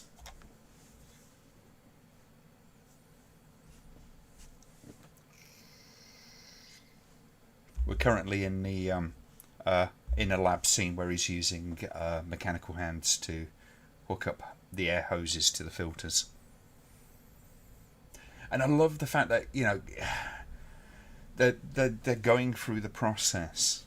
And for a lot of people, you know, that could come, a lot of less patient people, that could come across as boring. But I find it fascinating that they actually take the time to go, right, okay, we're going to go through this one by one. This is the process. This is how it happens. You're welcome, Kerry.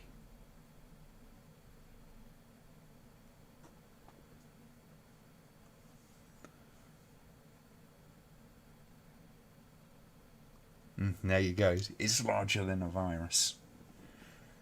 They start small and then build their way up.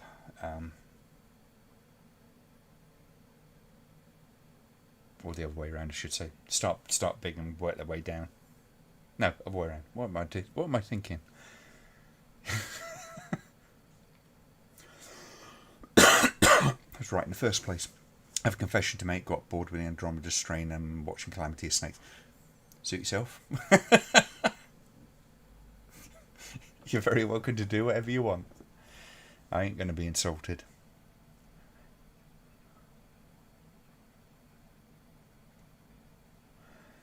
They're flogging a dead horse with constantly bringing back Jason, Freddy, Michael.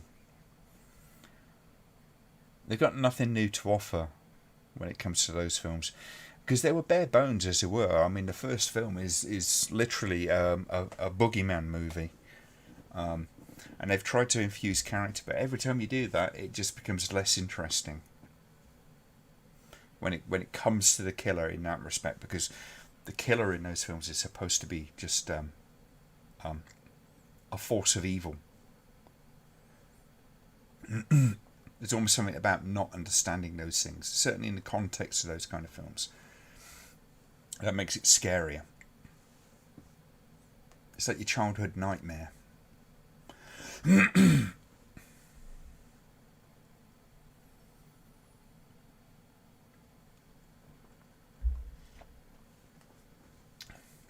I like the third one because it's just that little bit weird. And a bit different, you know, that's the thing. They changed tack, but I think it was too late in the day. If they'd not bothered with Halloween 2 and had made this switch at that point and made it clear to the audience that's what this series of films is about, then they probably would have had a better time of it.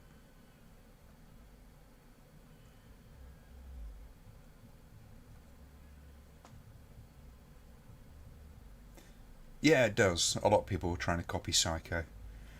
I love some of the film theories around Psycho, actually. They're genuinely interesting. They come in varying degrees of plausibility, but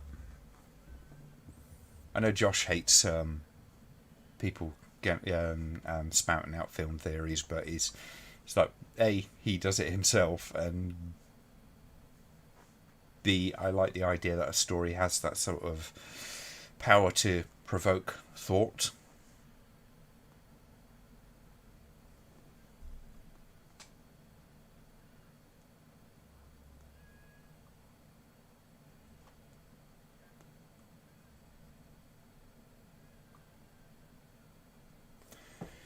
Did you do the write-up on Exorcist 2? Yes, I have. It's all written up, and I've started editing it, and hopefully I'll get it done by the end of the weekend. I'm gonna put some work in tomorrow. But yeah, it's a long one. It's about a half-hour video.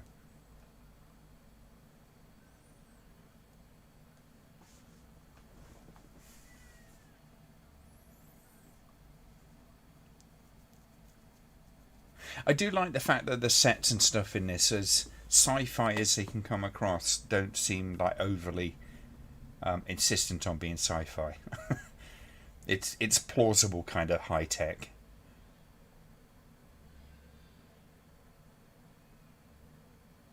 All right, Kieran. Sorry about that. If YouTube had a button for me to push to give you a bit more internets, then I'd do it. But yeah.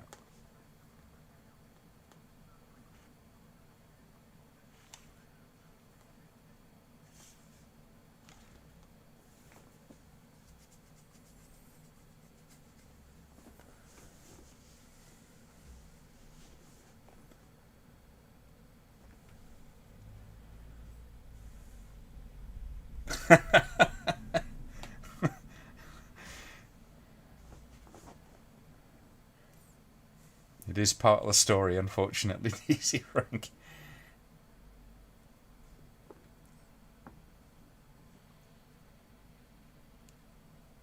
I don't know what the best version of this. I don't think this has had a really good treatment in terms of remastering and stuff like that in the way some films have. But I could be wrong there. I know the DVD version I got is not great.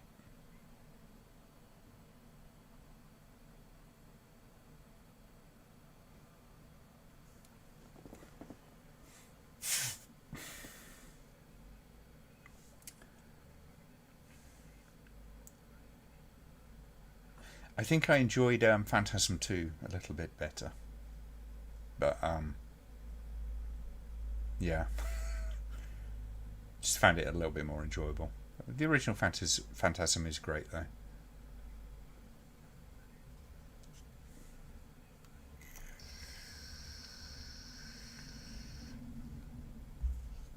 Funny thing is, with the Phantasm stuff, though, as they sort of went on and they actually did make it a pretty reasonable continuing story.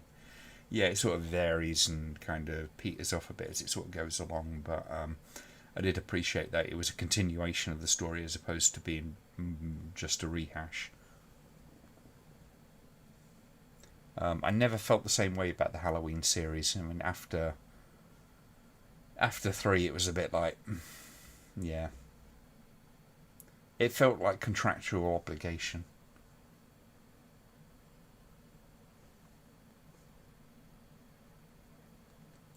One of the things I love about this film is that everything that they're doing just feels relatively mundane.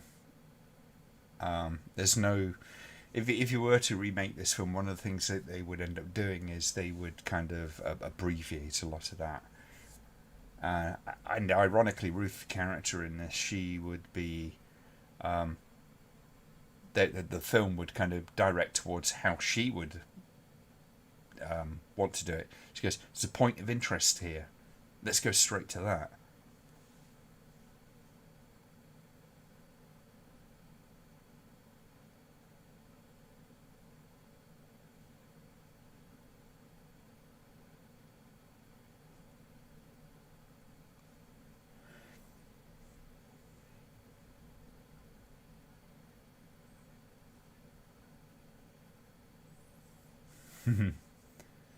The actress looks like one of my neighbours who never misses bingo night. She's really good in this, though. I say, "Don't you fucking touch me," kind of look at her face. She's fantastic in this.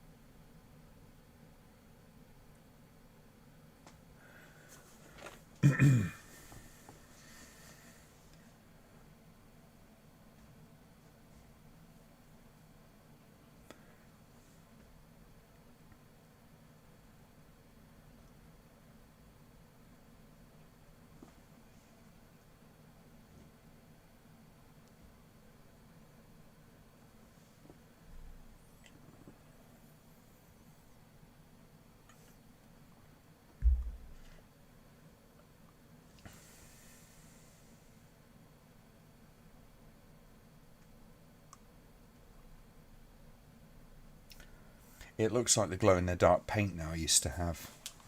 Let's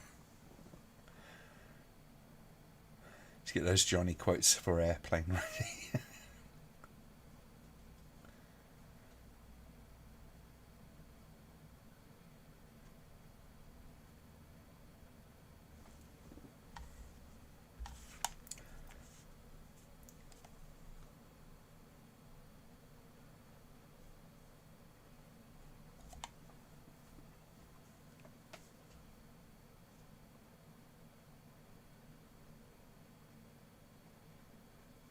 Creepy.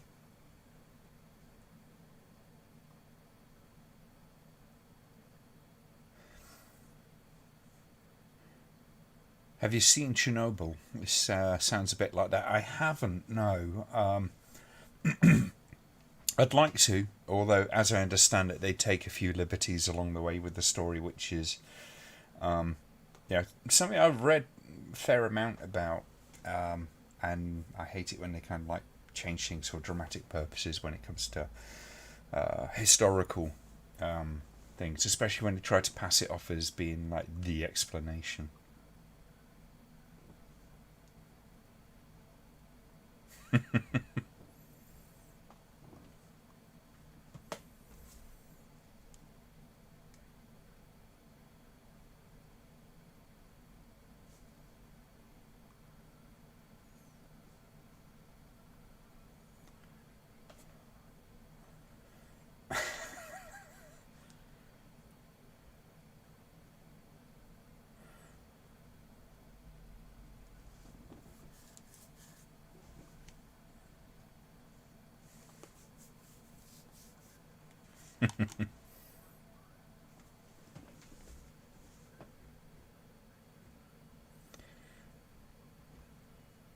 I'm taking it everybody's looking forward to watching Airplane then.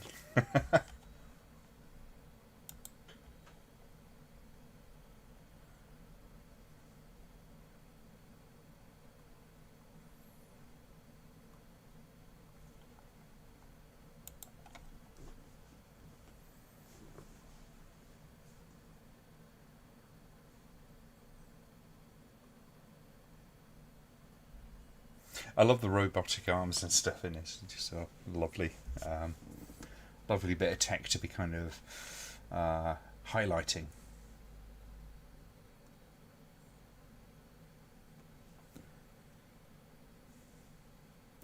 Chernobyl, I always had a morbid fascination with it. When I was in hospital, one of the orderlies I met there was in Pripyat and saw exploded reactor building. I would love to visit Pripyat, actually.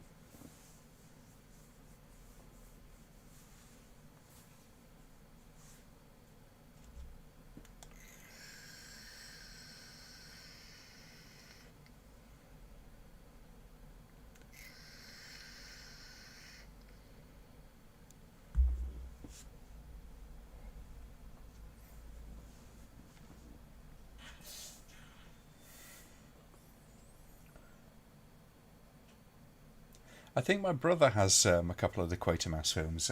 I've not seen them, so I think next time I get up to see my brother, that's something I should get him to put on. My mum was a big fan of the TV series, the original TV series, apparently.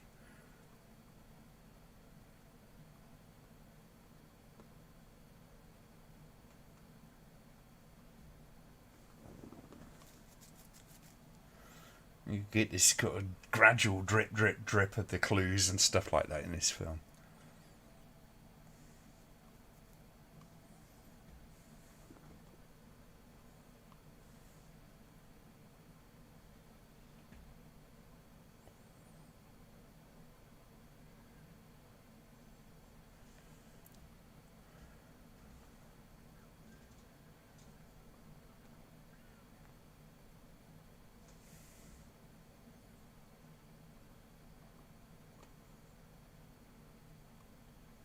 It's nice of them to give them some sort of very basic sound systems, mixing boards and stuff in the hospital room. I do love it when films like this, because they're using a lot of equipment just to just to kind of add texture, if you know what I mean. You'll see kind of little bits of it that are actually kind of from very familiar things, little VU meters and all that kind of stuff.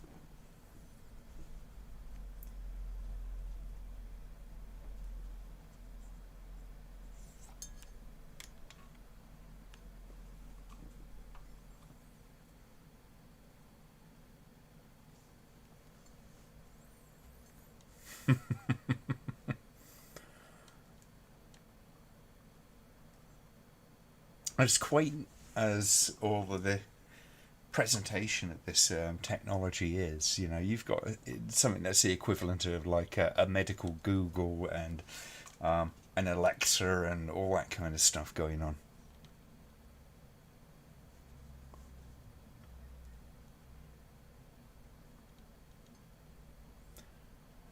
When's the new indie film coming out? I mean, Indiana Jones.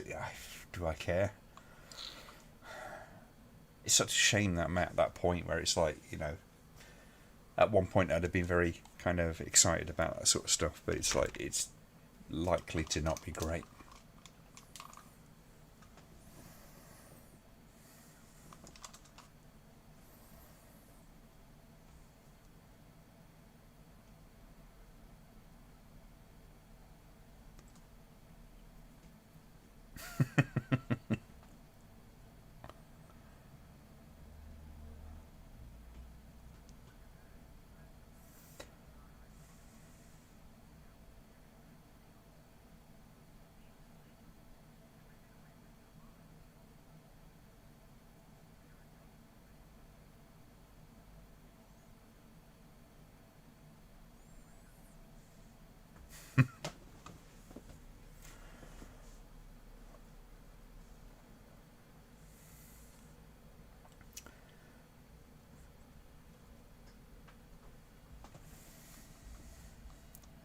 I always remember this is one of the bits that kind of creeps me the hell out. It's with the mask on, it's all crumbling. And it's just the wall of sound you get with the kind of like heartbeat and just, and I don't know what it is about it. It just feels so kind of you see next to nothing.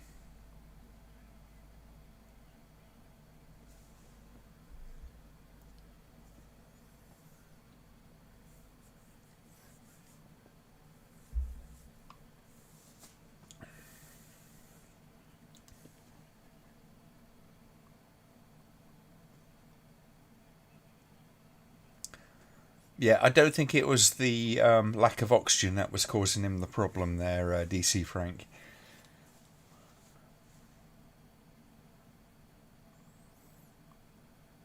I mean, if he's flying that high and they're getting the effects of what's going on, then flying low is not going to help you.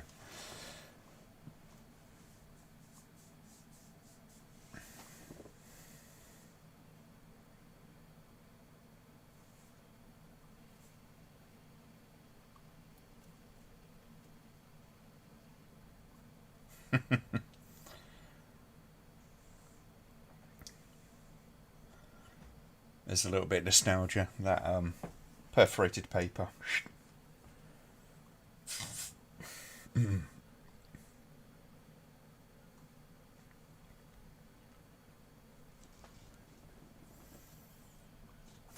again, we've got the issue of one little fault in your perfect system kind of bringing everything down.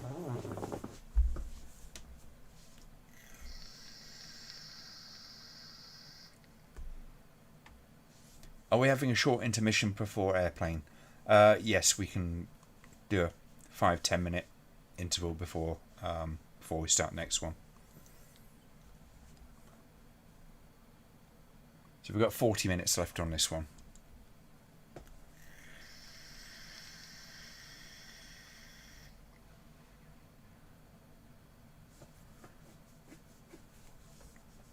God, the old daisy wheel printer louder than a Formula One car. Yes, they were. It's the dot matrix rather than the daisy wheel aspect of it, but yeah. It's like, oh, like nails down a chalkboard, and they were bloody expensive if I remember right.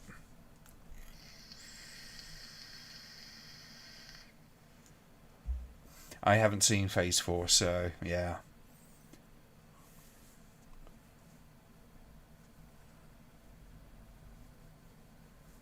I'd say I'd get distributors to send them to me, but then I have to do a review, and then I have to be careful not to offend them, and it's like, no.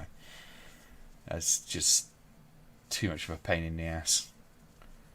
One of the things I like when about being entirely independent is I don't have to worry about offending anyone.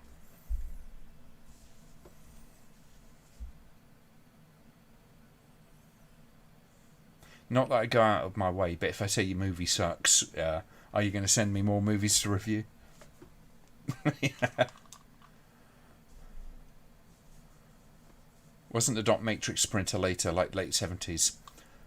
Well, the daisy wheel was just the traction mode machinery, but the dot matrix was the pins and the ribbon.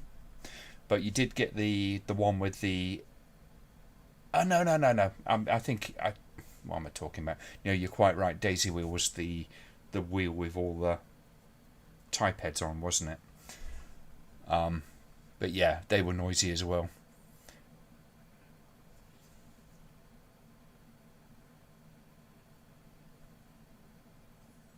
So you're quite right, DC Frank. I was thinking in the wrong direction.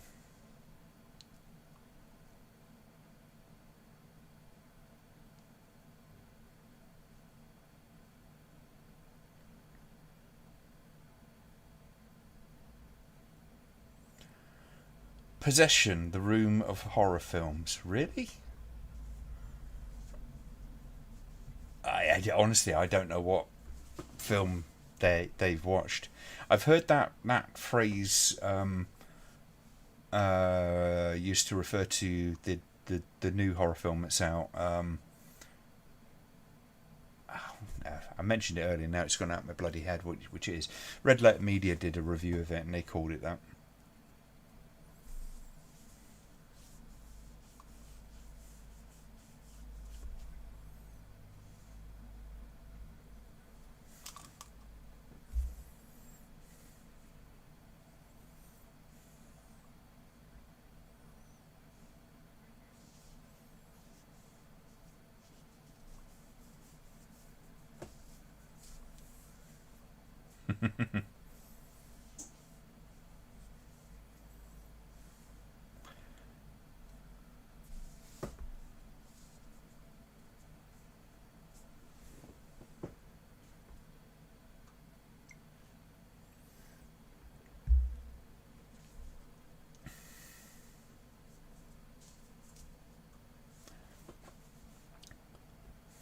Step away from the can opener, Rich. Yes.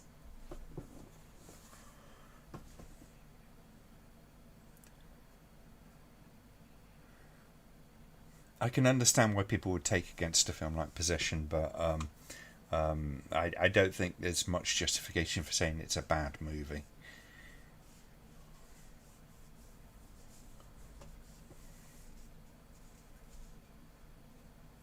And I look at Possession as being a very, very deeply psychological film. It is, from the kind of POV that it takes.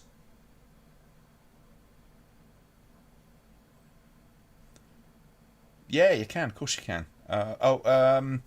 It's on Rambleholics. So if you're a friend, if you're on Facebook, friend me on Facebook, and then just send me a message, and I'll sign you up onto, or send you an invite for Rambleholics page. I need to create a pinned post. I keep saying that. I'm so fucking lazy. It says it's alive just because it's hydrogen, carbon and hydrogen doesn't make it alive. I think they're looking at it in terms of because of its makeup, and the fact that it's reproducing suggests that it's alive, because it's the building blocks of life on Earth.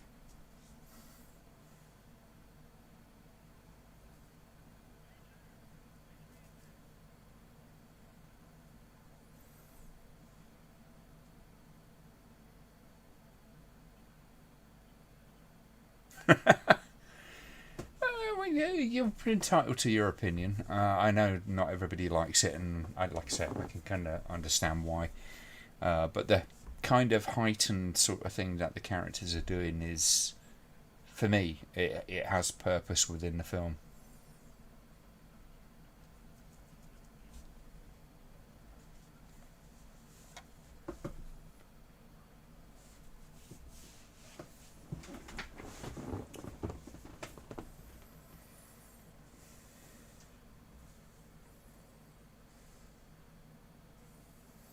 That could be a problem.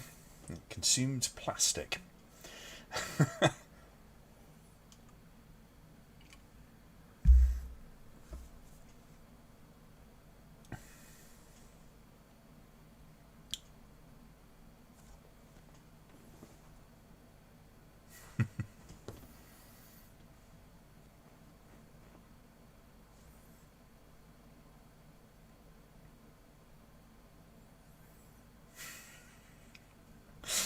If there's a scene that sort of kind of like just reflects like the accent of being a scientist, it's this one where she's sat there just trying to stay the hell awake as this slow process goes on, and of course the human factor kind of comes in and causes the problems again.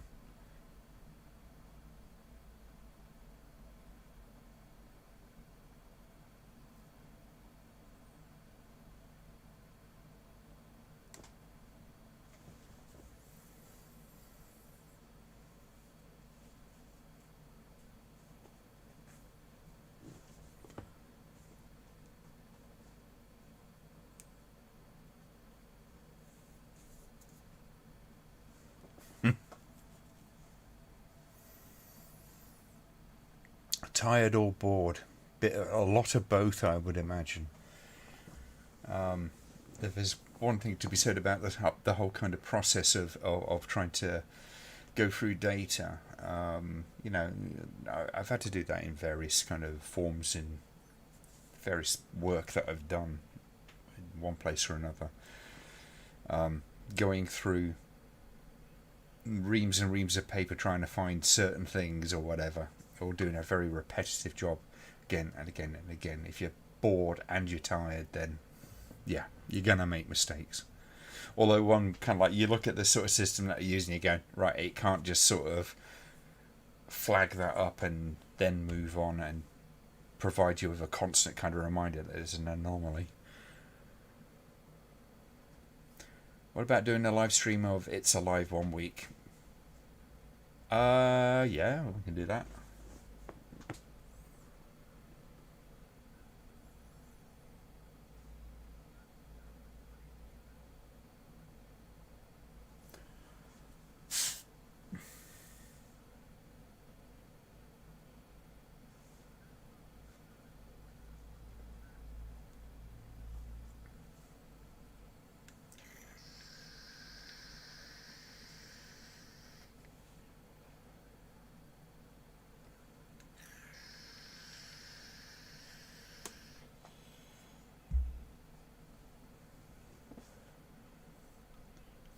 Same with editing. It's not a job to do when you're bored and tired. Yeah, you miss a fuck ton when you're doing that. And I imagine your job probably involves a lot more editing than I tend to end up with. So when I go nuts at it, it becomes kind of like really, really involved. But certainly when I was doing like the nasties montage at the end of the finale, yeah, there were plenty of moments you sort of like you just get completely out of whack with what you need to be doing.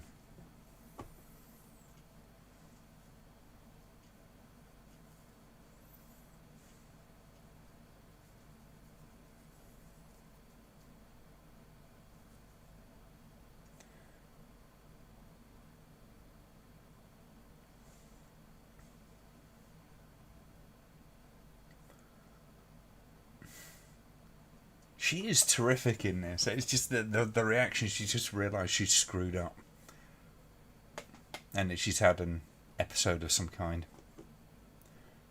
But she's too kind of like, well, human to go right. Okay, this has happened. I need some help.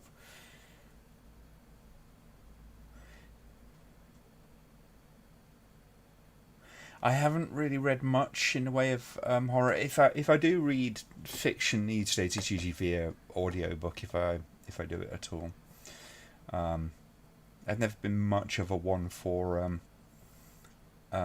reading fiction.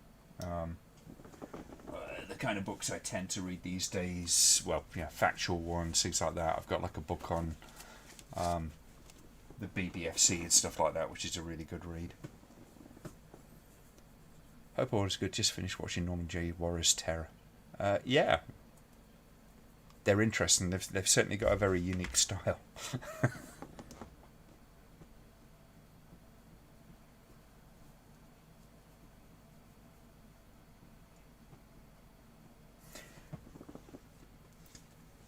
Reason I got these two books out is because I may actually end up having to do some special effects makeup.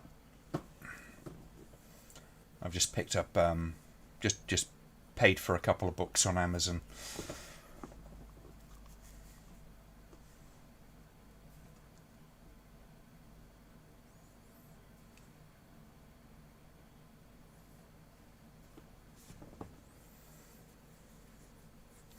I've actually got to have a little bit of a shop around and see if I can find some supplies to do special effects makeup.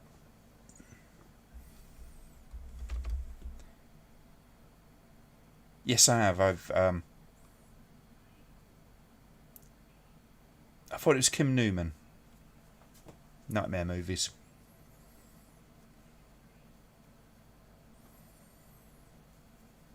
I'd love Stephen Fro's books, so the ones on Jess Franco. The two big books that he did on that, I would really love to get hold of. Running out of room for it.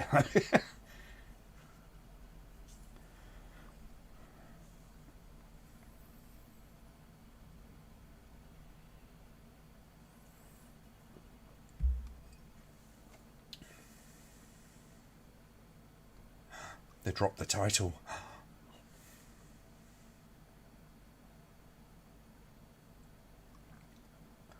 I love the fact that that's a screw up in this film where he kind of tries to rip off the top end of it and just rips it right down the middle, and then they have to sort of carry on reading this thing as if they're actually going to get the full message.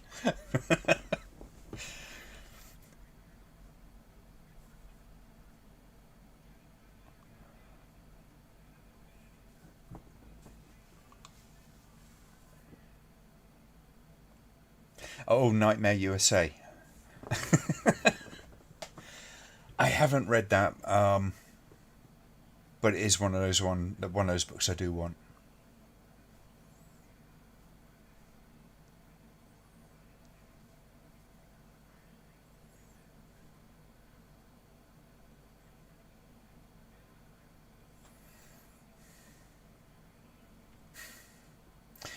That's all right. I get confused all the time.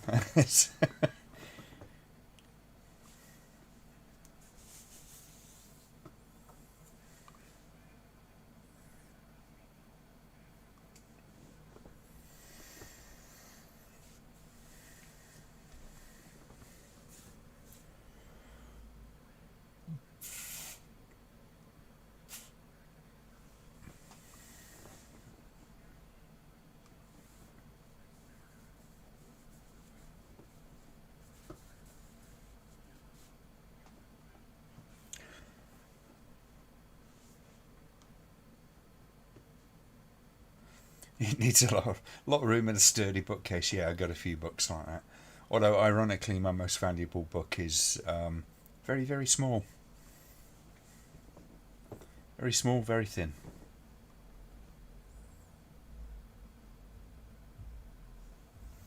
And that would be the Martin Barker book on the video nasties.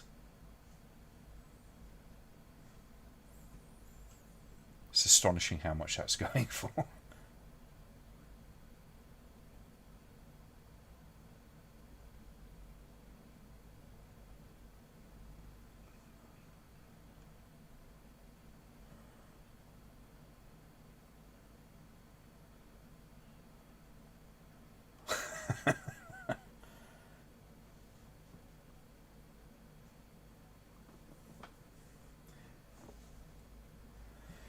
I don't think I've got too many books that would be considered to be like, well, kind of like tomes in that sort of respect, but I got some fairly nice big format books along the way.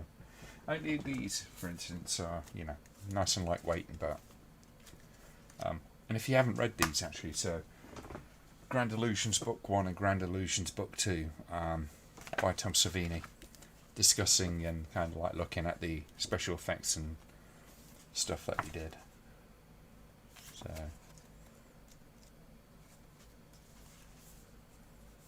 good books. I was very excited when I managed to get the second one.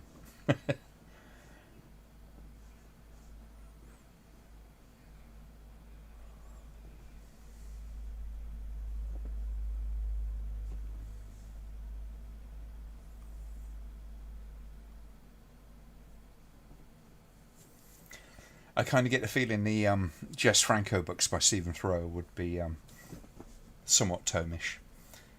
Big kind of luxurious books with lots of photos, really pristine photos. It's photos that look better than most of the movies have been presented.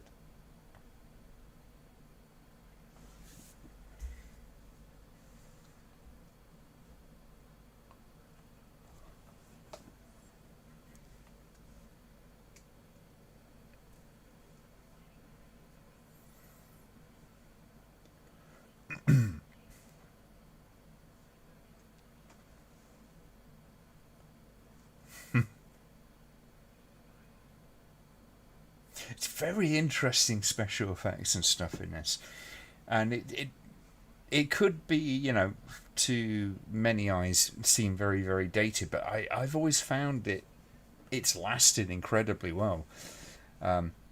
Visually, most of this stuff doesn't look outrageously 1970s. It really could have done. I mean, it does still have that sort of tinge to it, but it's not. It's not to the point of like looking at a lot of Star Trek, for instance, the original series, or even Next Gen to some degree, early Next Gen.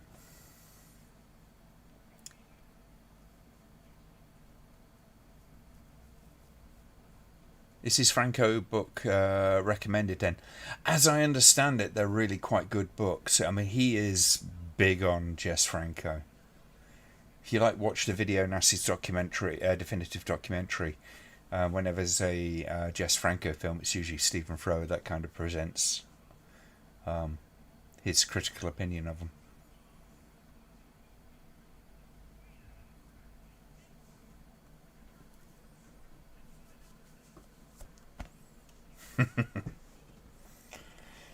I think when it comes to Jess Franco and stuff, I love him so much because he's this sort of low rent Renaissance man.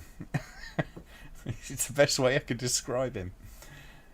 He's capable of such wonderful art, but had to, but was willing to do the trash as well, more than willing.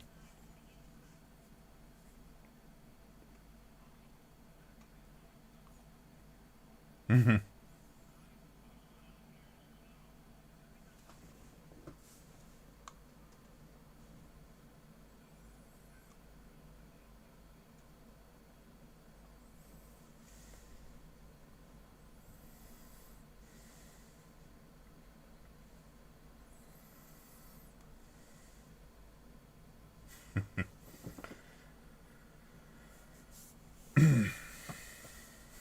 Steve Pro is the only person I know who likes Andy Milligan.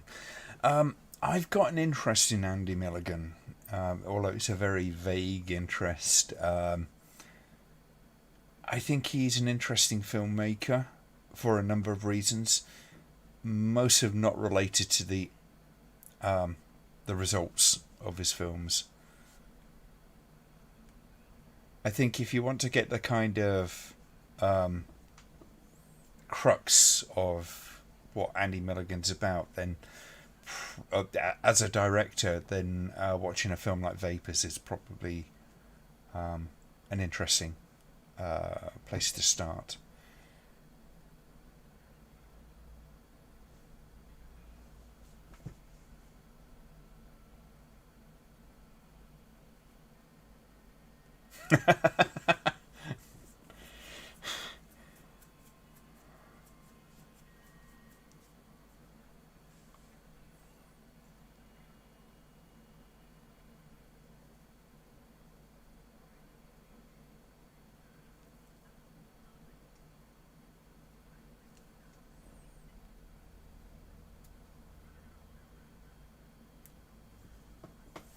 I love this part of the film with the whole kind of like realization that there's this thing going on that is has a potential to be catastrophically out of control.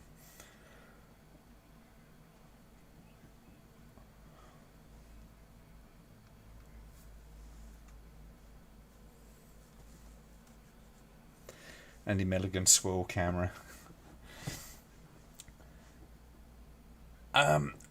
Andy Milligan's like a really mean-spirited Ed Wood.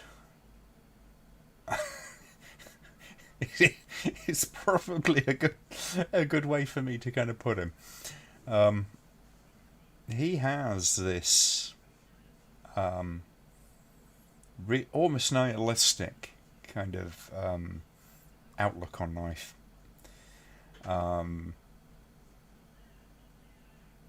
An interesting guy in real life, from what I understand, and his and how his kind of like personality sort of impinges upon the filmmaking that he did.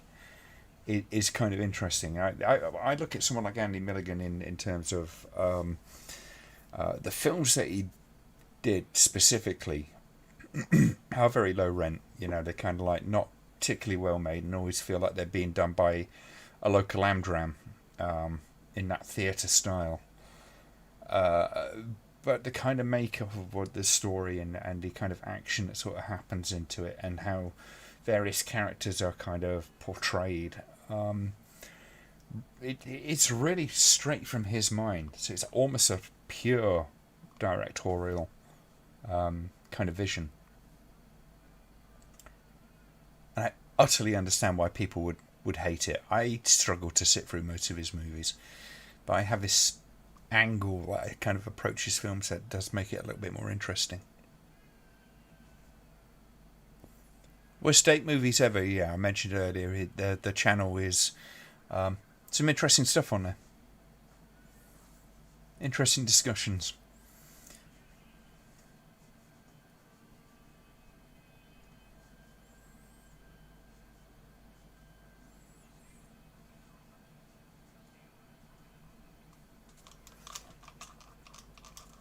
And I am looking forward to the episode that I'm on. So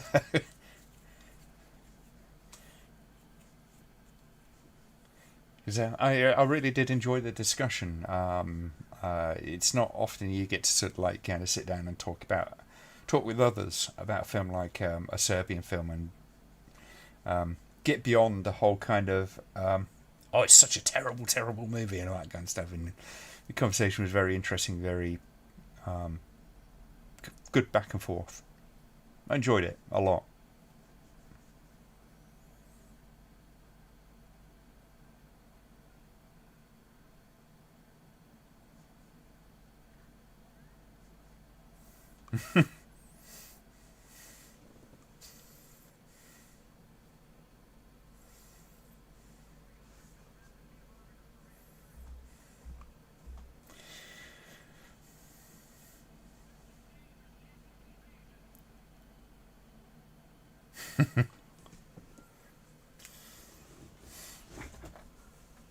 Yeah, it was a good couple of hours, wasn't it?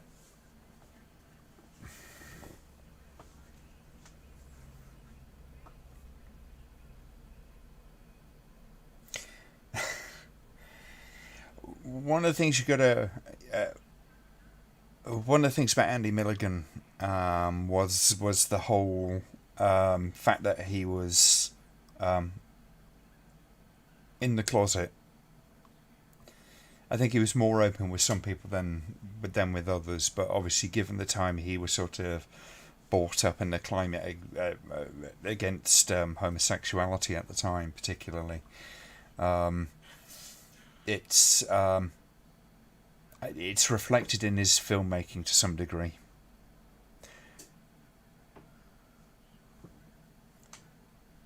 And that's kind of why I say, Vapors is probably the most interesting.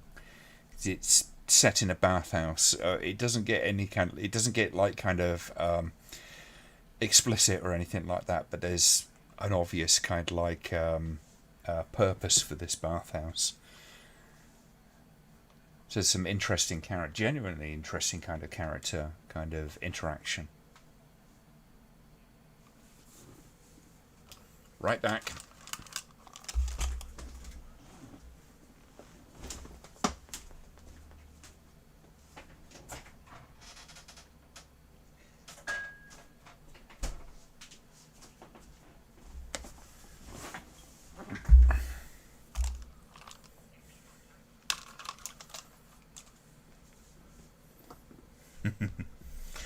So all the pieces are starting to fall into place now.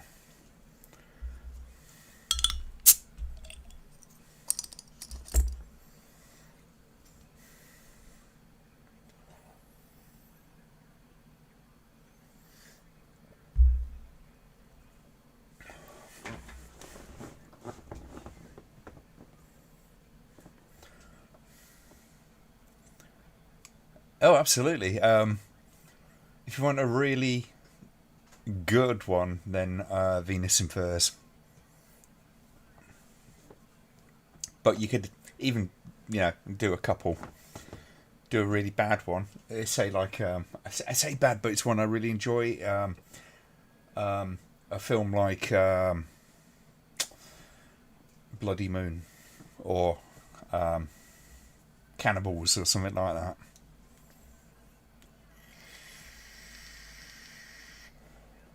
Or even just generally about, kind of some of the wild sort of journey of what he did. He's a fascinating guy. There's a lot to talk about. Is Vapors better than the Ghastly ones? Vapors is, like I say, it's a film that can make people very uncomfortable because it is. It's a film set in a bathhouse which is populated by gay guys looking to hook up. But like I say, it doesn't go anywhere near getting explicit or anything like that. But I think it's one of those that actually has a real genuine kind of interesting sort of perspective and on these types of characters.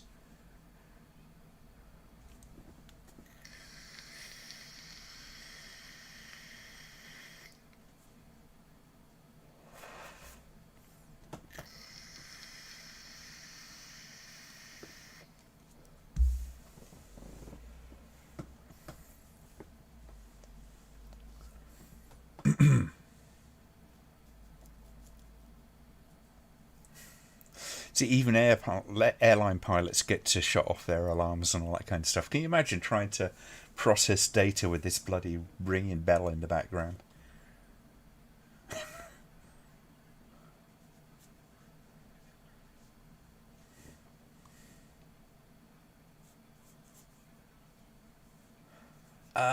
Virus is, I believe it's 1980.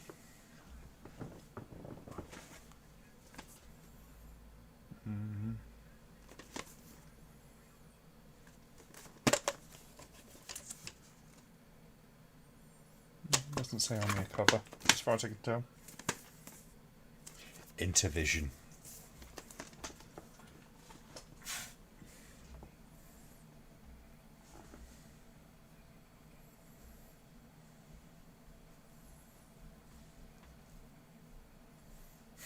I love Bloody Moon. I mean, it's trashy enough to be enjoyable. And it's I think if there's one thing that could be said about it, it doesn't get boring.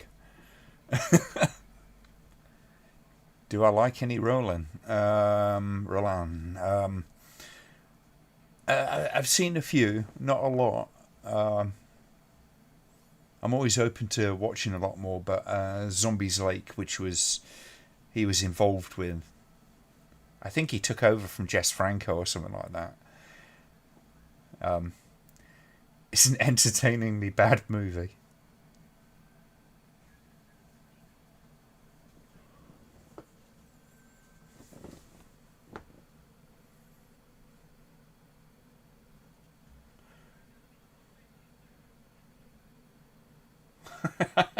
Government contractors, no substations in that sector.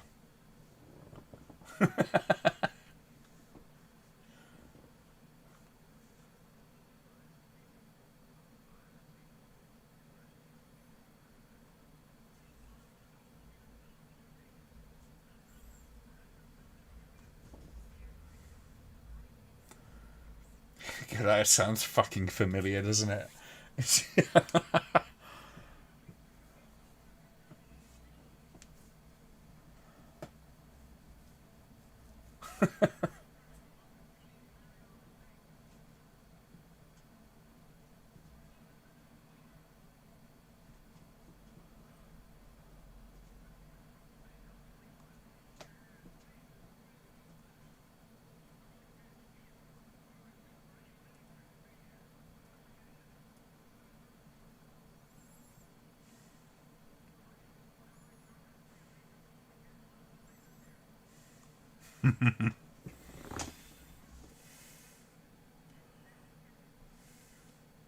Am I the only one that, when you get these countdowns, wants to get a stopwatch down to see if the time's actually correct? It's going to just like 4 minutes 30 seconds. I just want to go, yeah. Do we actually have that? Or, is that what's actually portrayed?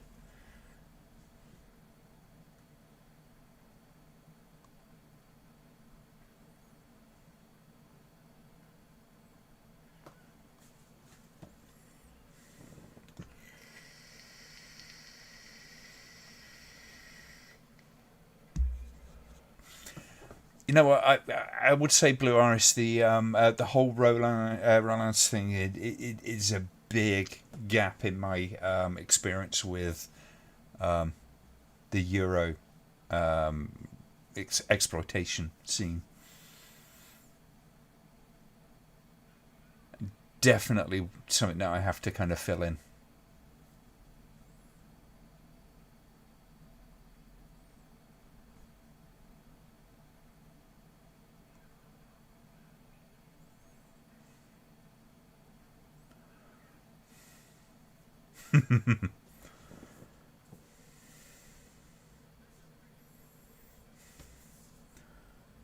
Yeah. I love these computer graphics. It's like sub Atari.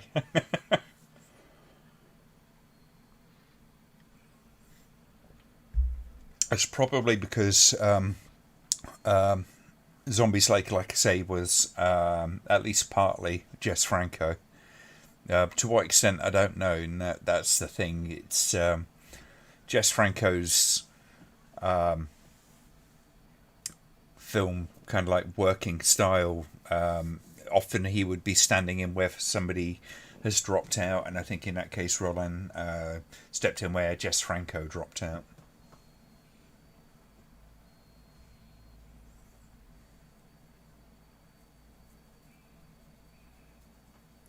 Tell you what, Blue Iris, you send me a few suggestions and I'll go grab them. Give me two good uns and two bad uns. You got two Commodore 64s for sale. I would take you up on that, but I've got no room to set them up. That's why I tend to emulate. Although I do have a PS2, PS3, and a Xbox 360. I'd love to have an original Specky 48K, but again, it's space.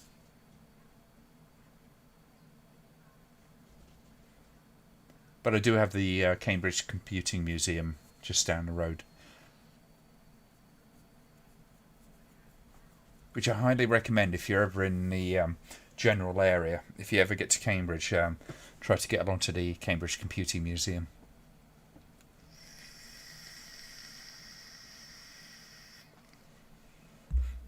Closest thing to an action scene in this film, yeah.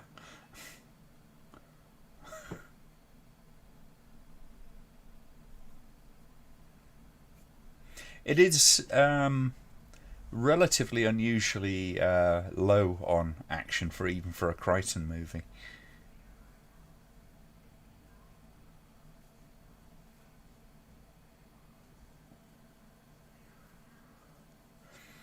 I love these weird fisheye kind of lenses that they use in these weird wide angle kind of lenses to give that whole kind of drunk feeling.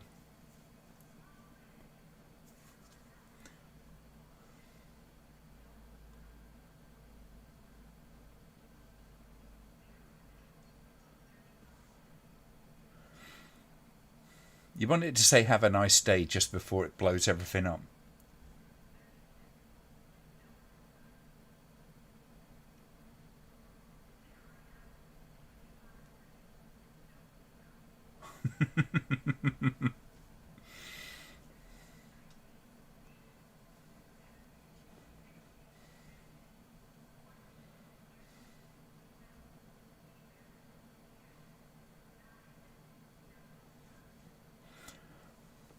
At the very least, we can be grateful for the fact they didn't do the normal trope of it getting to like kind of like 1.5 seconds or something like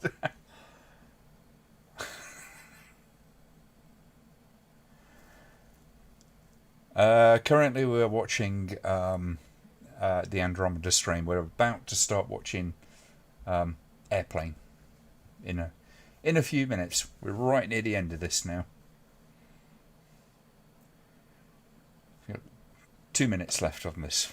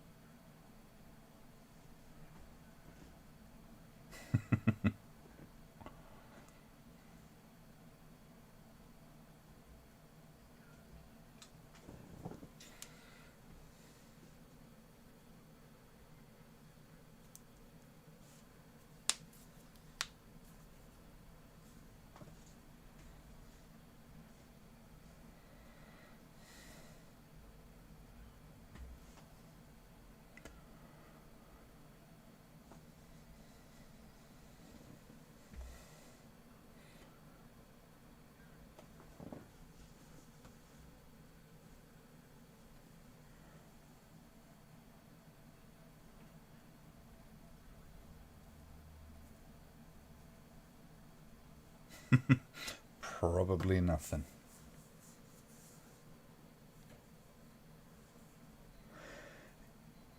At the end of Zombie Flesh Eaters 4K, good timing.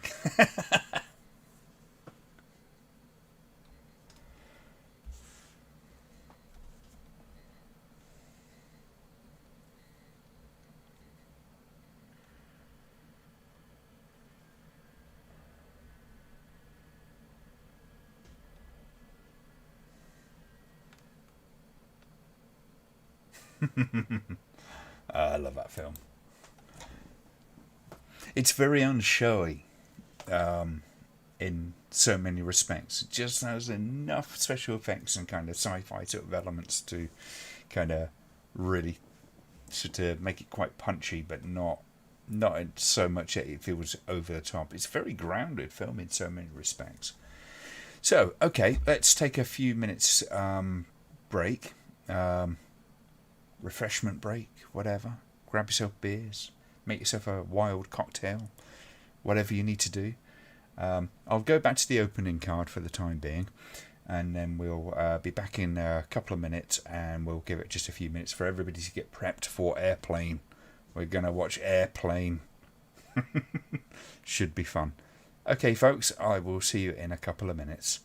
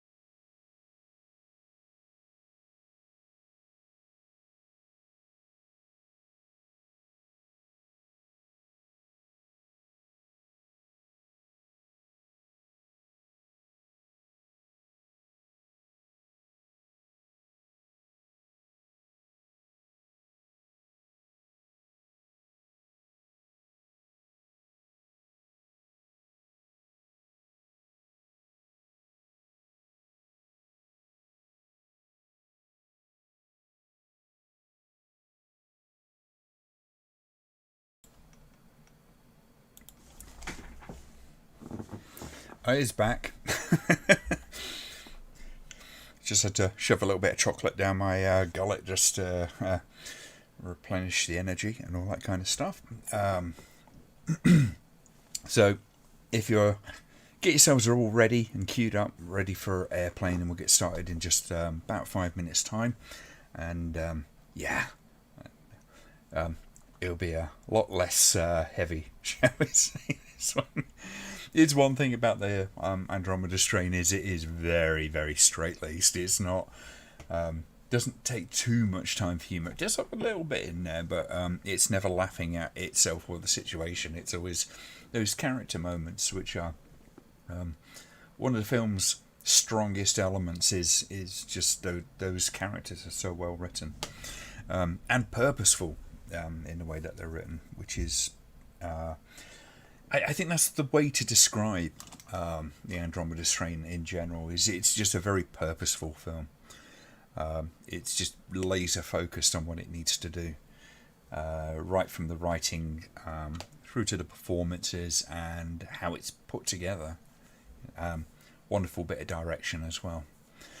So yeah, time to pass out steak and fish, huh? Oh dear. You ever watch movies about gladiators? Dear oh dear. Oh, sod it. I'll just make spaghetti today. My mum made a nice pasta sauce for me. Yeah, sounds good. I think I might be doing Mexican food tomorrow. I think that might be the way to go. My landlord's been growing tomatoes, so I've got to use up a few. But enough about tomorrow's dinner. If everybody starts sort of letting me know roughly when you're ready, and then we will get started, because we've got about I think it's about 70 minutes this thing. 87 minutes. 87 minutes. So yeah, your airplane DVD is old. Just starts. So, let me. Can I find the damn thing? It's up there somewhere. Yeah, there it is. 2 seconds.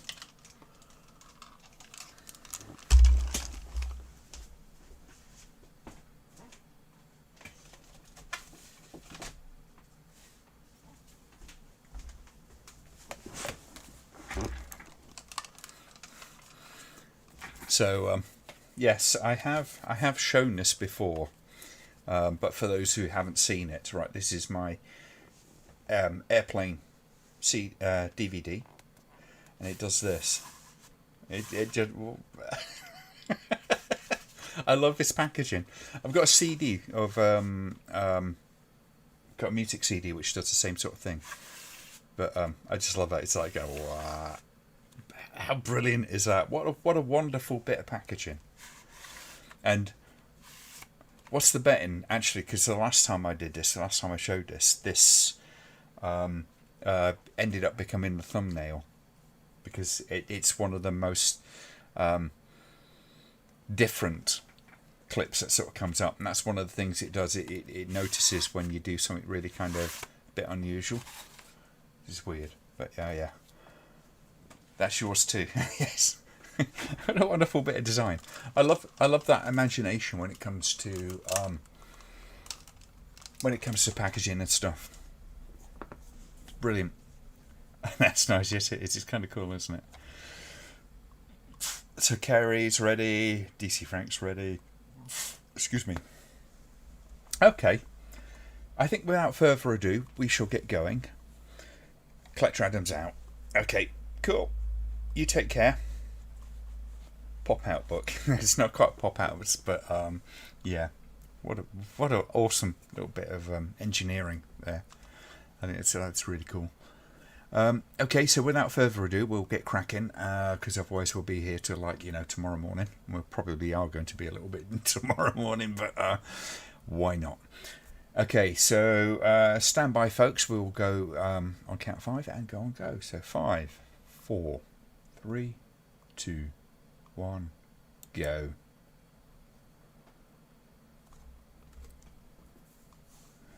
That's an old school Paramount logo.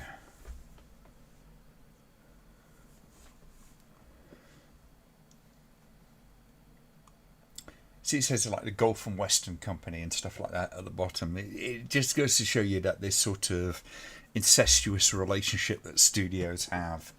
This whole kind of like, well, we're going to buy this one and buy that one, and when there's somebody else will buy the actual company itself, and it's like, yeah.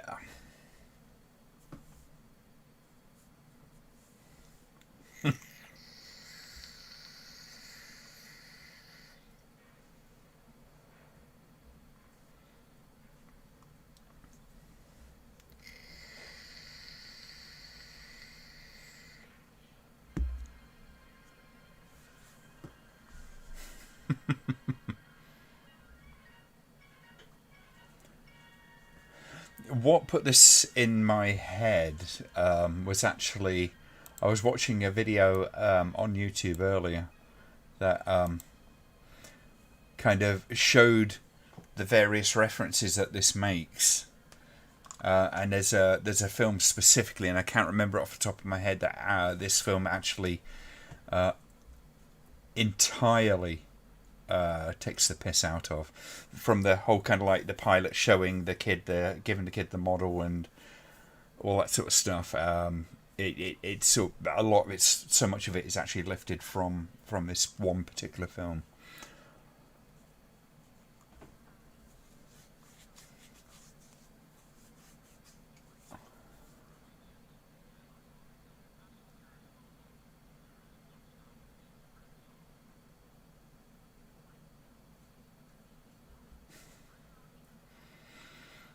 I just kind of wonder what is the difference between this film and the ones that they've done over the last 15, 20 years, because there are so many movies like that are kind of like gladiator movies, and all those various sort of Zucker Brother type films that have come out that it's hard to put your finger exactly on what it was that made this film good and those films bad.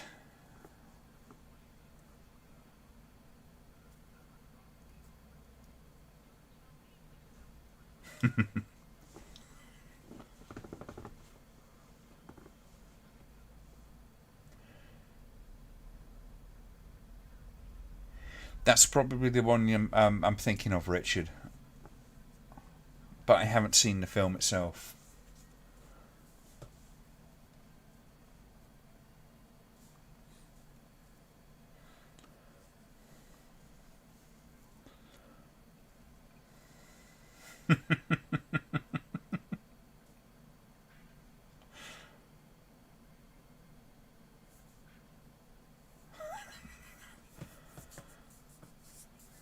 Hot Shots was decent, but nowhere near as good as this. Yeah, yeah.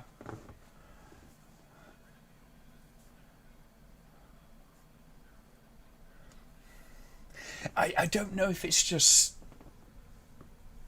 the later ones became a hell of a lot more self-conscious. I think that's the only thing I can sort of look at and get any kind of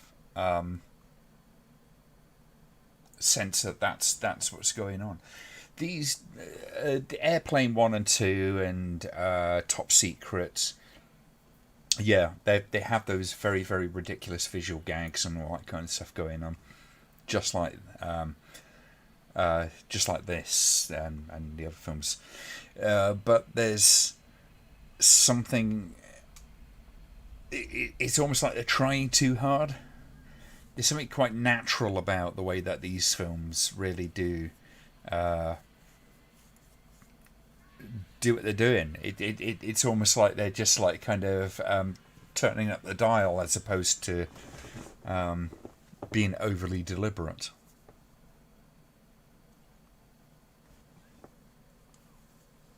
This is the first comedy we watch or a watch along. I think some of the other films could be described as comedies.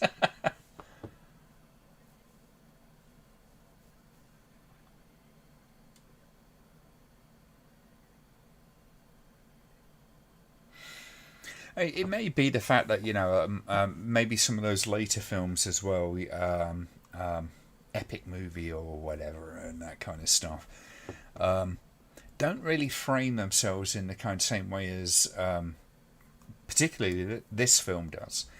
It's not really based on a very kind of like straight story that they just kind of like say turn the dials up on. It's almost like, well, we've got to have this gag and that gag and the other gag and the other gag and da da da da da da da da da. Yeah.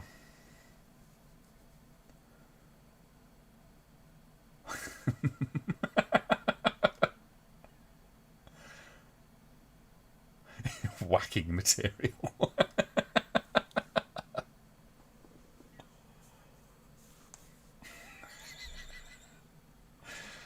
Oh dear.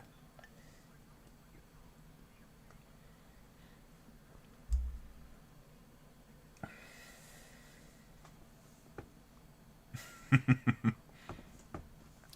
think it's because, despite the very tongue-in-cheek nature of the film, the actors are given an honest performance is really what makes a movie like this work. It may very well have been because this is, one of the first, if not the first, film of this kind of nature, and to a certain extent, it's almost like the actors kind of like didn't necessarily weren't necessarily trying to be anything different to what this is, if that makes a kind of weird sort of sense.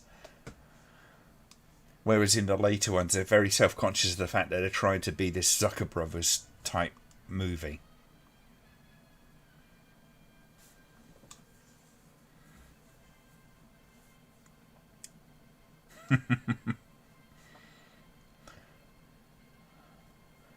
You were forced to watch Meet the Spartans 3 times in 24 hours.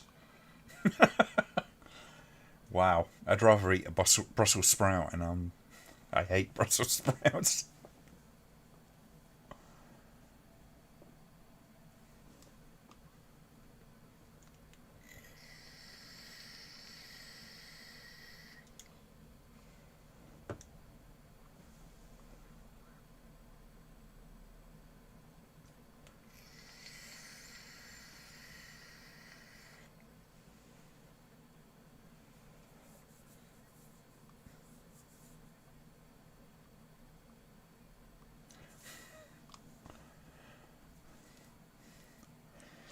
I think partly, you got this sort of acting that's going on in this film where they're, I mean, obviously the actor's going to be aware of how bizarre this whole thing is, and they're really kind of camping it up to it in terms of it's a sort of very heightened performance, but it's not self-conscious. It's just kind of amped up a little bit, and they play it straight in the characters aren't aware that they're doing something silly. They're not pausing for the laugh.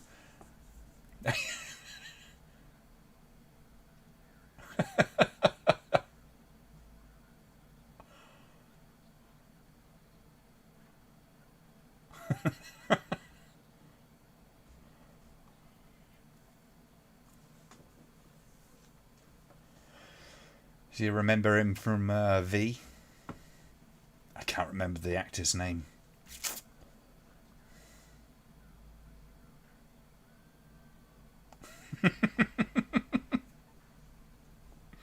It's like you get all that madness going on, and they just like kind of don't react to it in the slightest.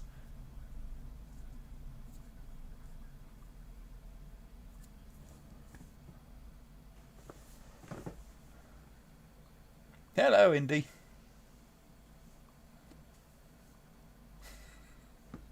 It's kind of weird doing this film on this channel and stuff, but why not, eh?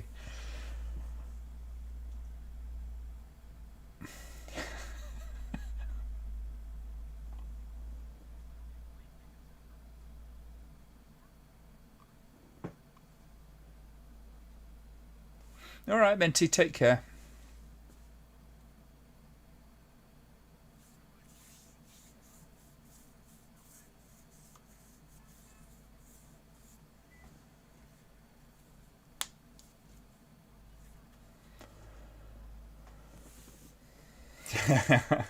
Oh, how times have changed.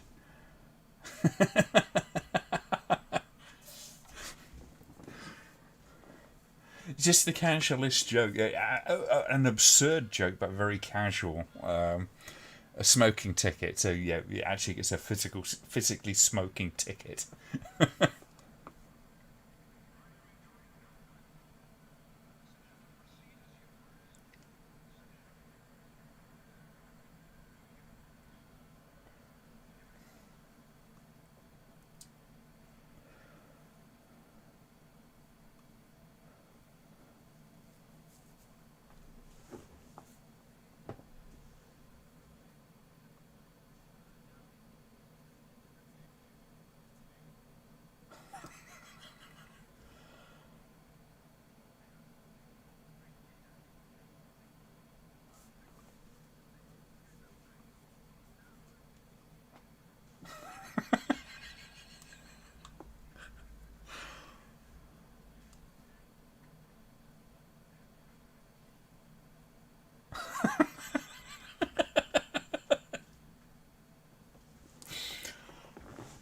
What film is it? We're watching Airplane at the moment. Funny enough, I know, weird choice, but I was just inspired to want to watch this because we just watched the Andromeda strain as well. So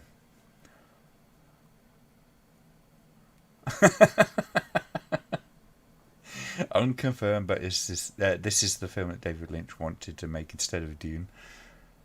He did nearly make Empire Strikes Back.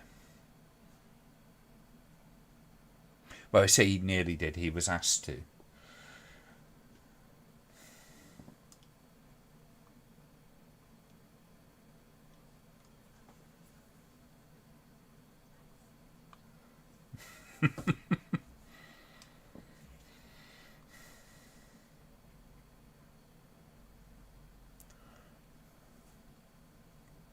If you've got a copy and you want to join in, then just ask for a time code when you're ready to go.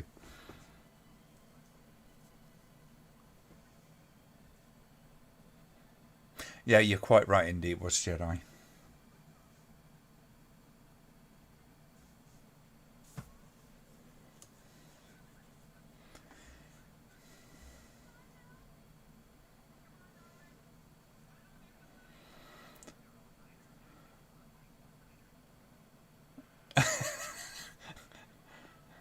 That's quite a double bill.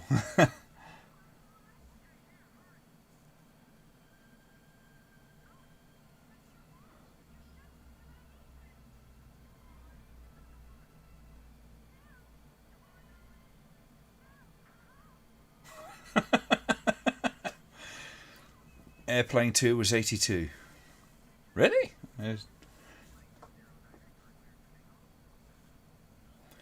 That was a long time ago. I'd have been 10.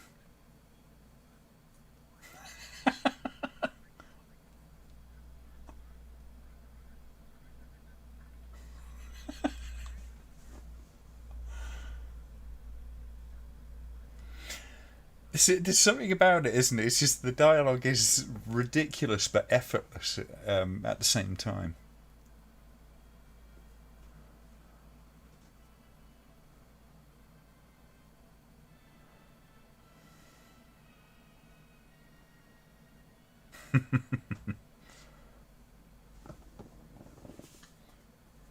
Hang on, just go. I can't smell any shat.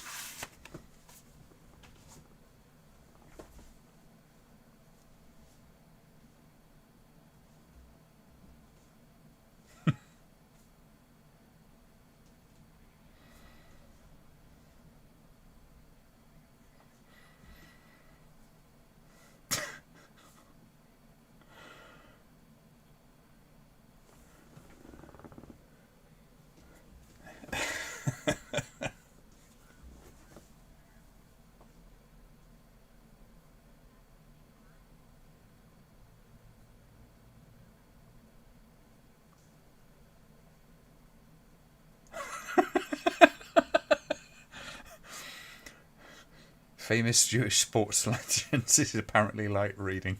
Okay. I wonder if he could get away with that joke these days.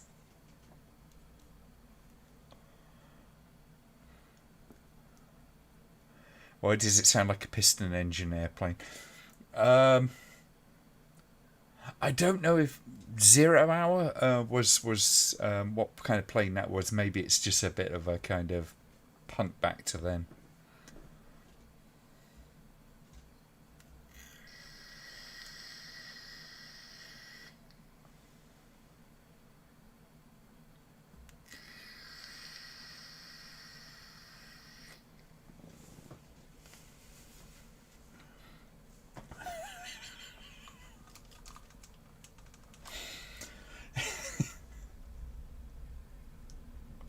I love the fact that it's like the reactions to his kind of recollections are exactly what the audience probably should have had to the kind of reaction to the kind of scenes that are similar in other films.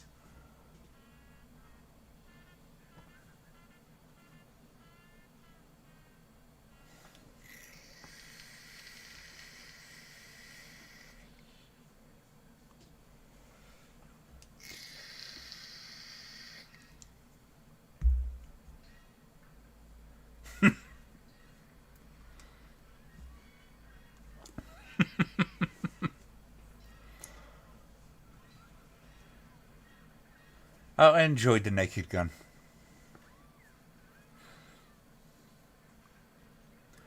but I think that was probably the end of the good sort of films of this sort of nature. Was by the time it had got to Naked Gun 3 1/3, it it was running out of steam by that point.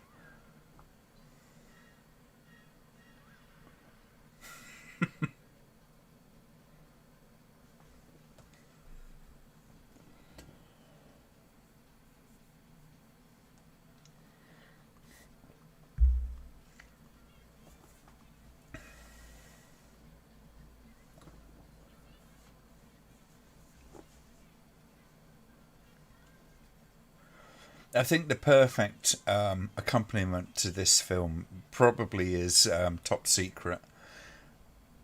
Absolutely, just a balmy film with such creative kind of twists on very familiar things.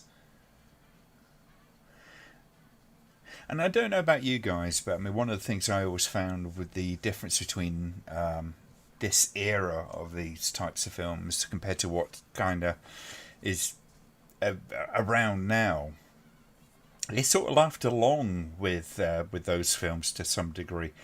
Where I know I found like Scary Movie and stuff like that to be a lot more, I don't know, snaring.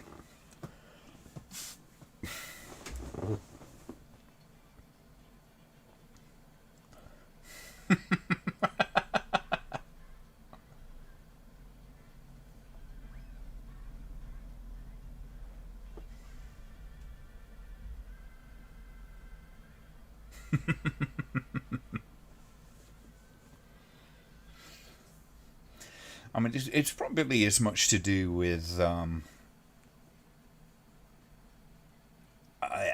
think it is this kind of filmmaking is a joke that can go too far. Um, and it was fresh and new when they were doing this. When all those more current kind of parody movies came along, they just you're always going to think back to Airplane and how good a time that you had actually watching this film. Yeah, Mel Brooks is cool. I mean, I adore Spaceballs. So.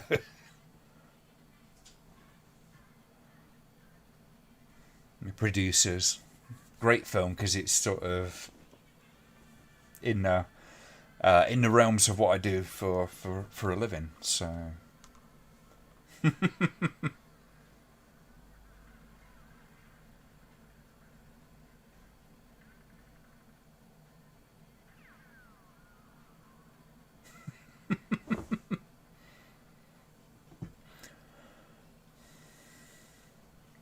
People, I think, underestimate just how difficult it is to write good comedy. People back then hired writers with talent. Toilet and shock jokes are easy, so yeah. It's not to say that there aren't talented comedy writers out, but there's a sort of lowest common denominator. I've never understood the appeal of something like Saturday Night Live, although there's been a few notable exceptions to that, that have come out of it. But it's always felt very, very, very forced, and very kind of temporarily funny. And I guess, and I hate ragging on the guy. When you go stuff like the Austin Powers films and stuff like that, they were funny at the time, but I watch back at them now and I find them a lot less funny. Same with Wayne's World. Mike Myers has this weird sort of thing where it was funny at the instance that they actually released it, but it's become less funny since, and I don't know why that is. Blazing Saddles, of course, yeah.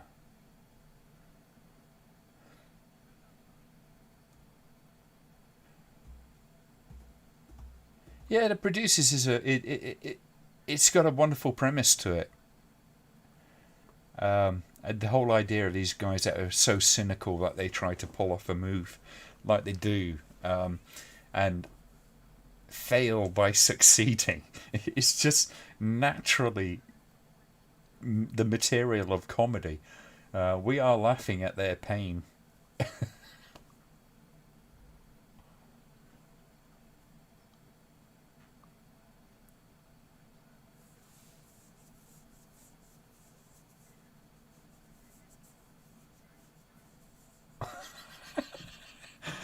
I love the jive talk.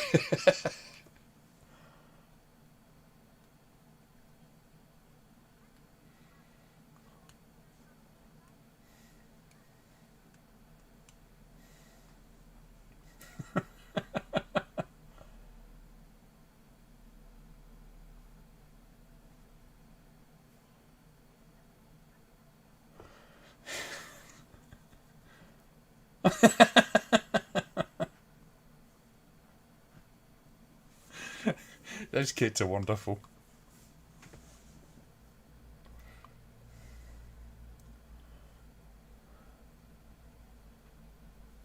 A lot of the time, what is funny is unintentional. Ghostbusters is an example. I don't think it's intended to be that funny, but it just worked. I think it was intended to be funny, but it's a very, it's a restrained humour. They're not going for that SNL kind of like the big laugh kind of thing, but the situation that they're in is both understandable in terms of they're starting a business and all this kind of stuff. You can relate to a lot of the process that they're going through. It's just the circumstances and what they're trying to achieve is extraordinary. And I think that's kind of Ghostbusters all over. It's like there is an intentional kind of comedy, but it's just drawn back a little bit just to make it kind of like it, so it's not a straight up belly laugh kind of intent. So it doesn't really remove you from the drama of the piece either. Yeah. It's one of the reasons why I kind of like, you go with Ghostbusters 2016, for instance, you've got an SNL cast. With Ghostbusters the original, you've got SNL cast. But the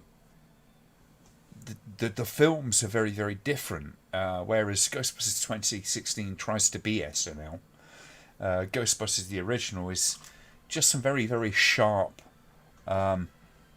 comedians who kind of play with that stuff, and they have the straight people who are willing to play the straight man and the guy that will have the punchlines. I mean, Bill Murray really does steal that show, but he's not an outrageously kind of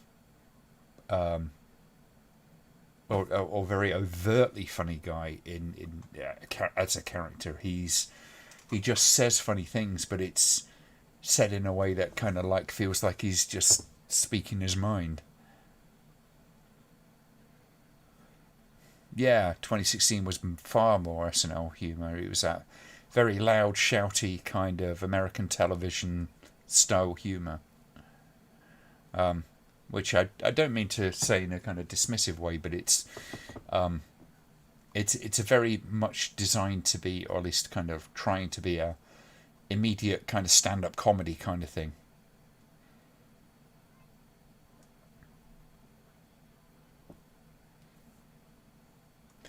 Yeah, I think you're right, Indy. I think at the crux of what this is 0 hour, I guess. So there is a story going on there. It does have that sort of thing running, but it's just kind of overlaid with this ridiculous veneer on top of it.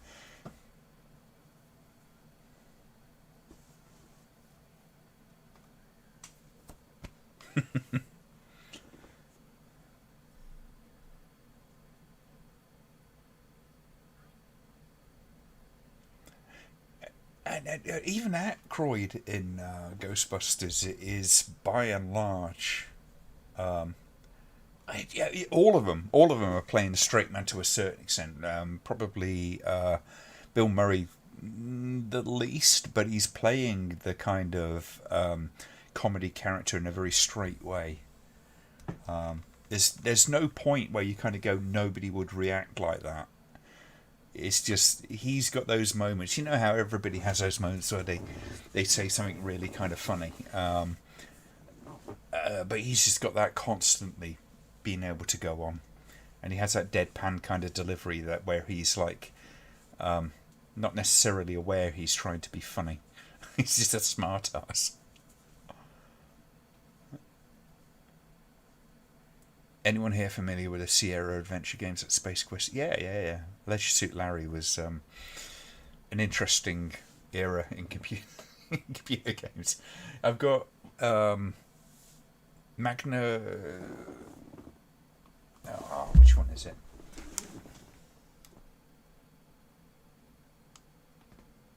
Is it there? Is that there?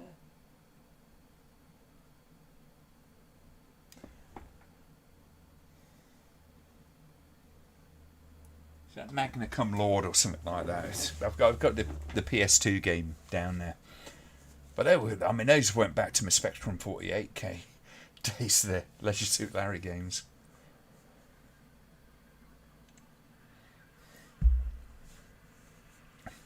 Ramis was a genius at playing the straight man. And the straight man is so often kind of underrated in comedy.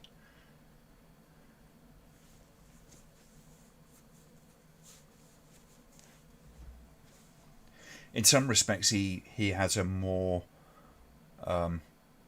laudable position role within Ghostbusters. You got Bill Murray who's given a lot of jokes, and he's very very good at doing that and doing it in a way that doesn't feel like kind of like out of place in a realistic human being. But it's harder to do that kind of like a very, very straight-laced kind of person. But he found that balance of actually kind of being able to play those lines in such a way that he just managed to nail some pretty outrageous stuff and very difficult kind of stuff to land without seeming incredibly over the top. And I think it's the delivery is sort of dialed down.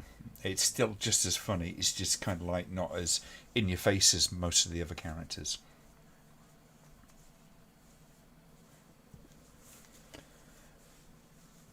I tend to agree, Indy.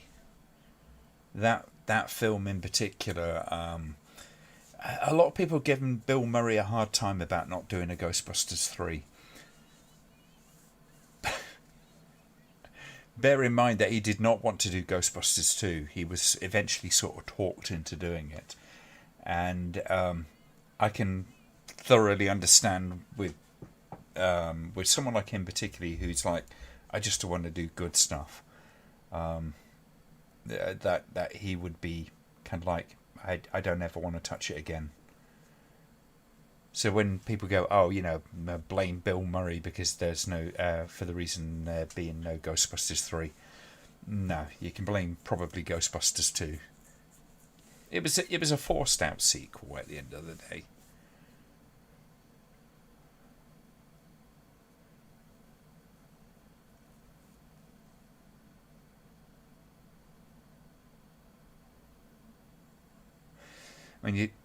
Dan Aykroyd is sporadically good at writing. I think he's a terrific comic actor, but when it comes to writing, he struggles sometimes, I think, to pare things down to the absolute minimum that it needs to be. And I think when his ideas are sort of filtered through other people, that kind of helps distill things into something which is actually coherent. So if we had got a Ghostbusters 3 with the original cast and all that kind of stuff, it wouldn't necessarily have been anything special. We couldn't have guaranteed it.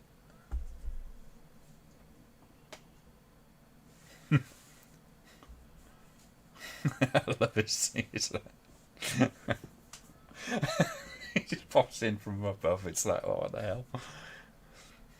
And that's the thing. They'll get something, and it's like just a scene out of everything again. And it gets gradually more kind of ridiculous, and then they just kind of push it over the fucking cliff.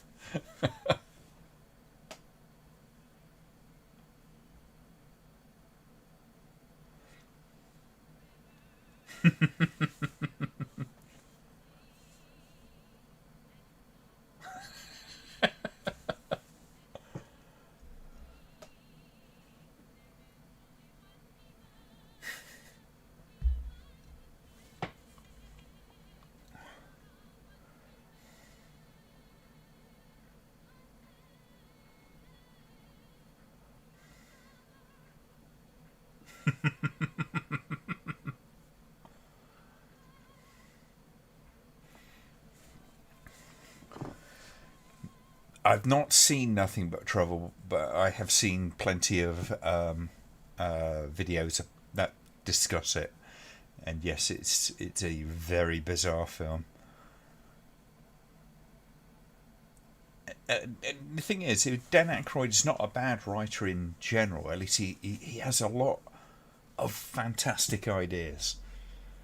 But all the ideas go in. He's like George Lucas when it comes to that kind of stuff. It's like all the ideas, everything has to go in. And I think he is one of those creative people who tend to work better when their ideas are filtered through somebody with a bit more restraint and sense of direction.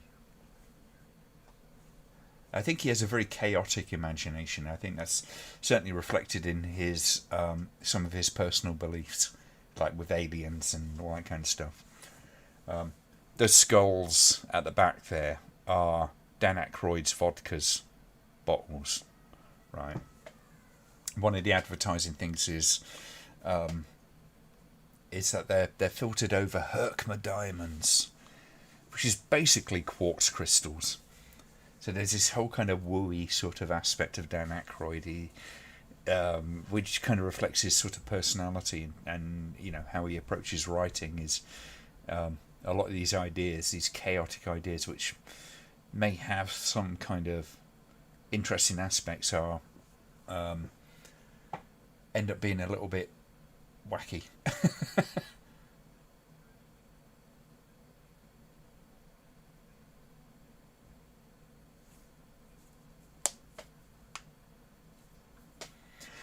I've no doubts that some people really would love feels like Nothing But Trouble, but I don't think it's for it being good writing or nothing like that. I think it's some people just appreciate the chaos, and I wouldn't want to take that away from Dan Aykroyd either. That whole kind of chaotic energy that he has with his writing. It's just, I think, when you present it to a general audience, just having someone who knows what dials to turn to kind of like make it A, make sense, and B, not just tie you out within the first 10 minutes.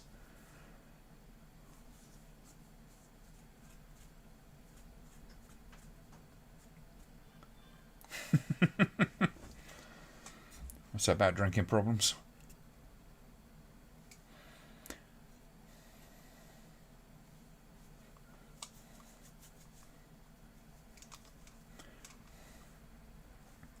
I think with Aykroyd's SNL stuff, which I haven't seen too much of. I've seen bits and pieces of because we didn't have SNL over here, obviously. Those kind of short format type of sketches and stuff like that. That kind of degree of energy is sustainable. Just when you get to a movie, movie length, an hour and a half or 2 hours, it gets a bit much.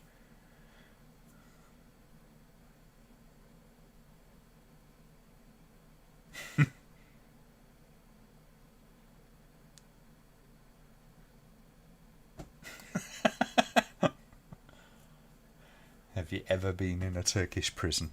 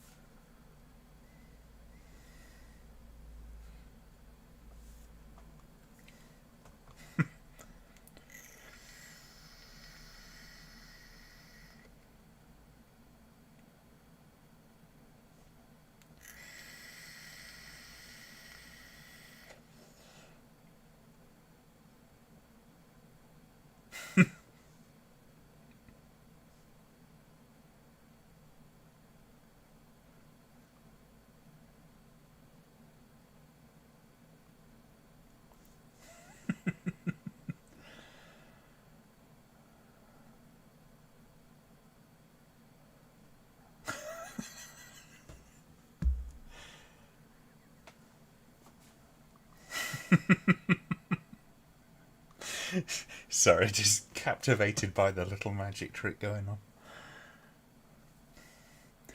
Nielsen's so good because he'll take the craziest shit and play it straight. In fact, when you look at his later career, things like Repossessed and stuff like that, there was a much more self-conscious kind of performance in those films.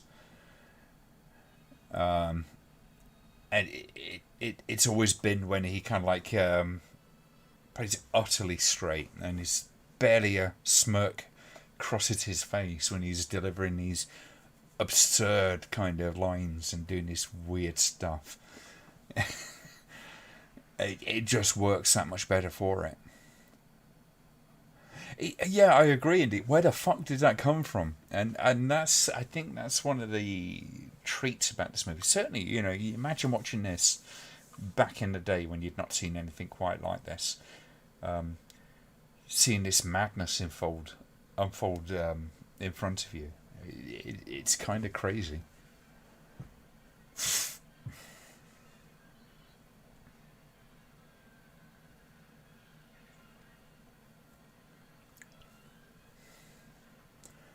That's one of the things. It's a particular Aykroyd and Belushi kind of were great together. And Belushi, of course, most people, well, many people know that he was supposed to be in Bill Murray's role in Ghostbusters.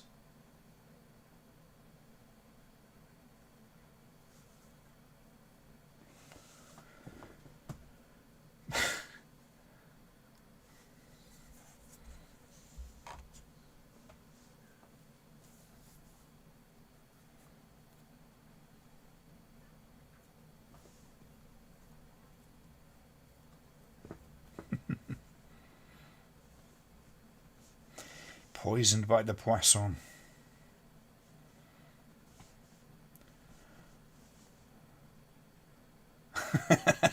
Yeah, I hear that, Indy.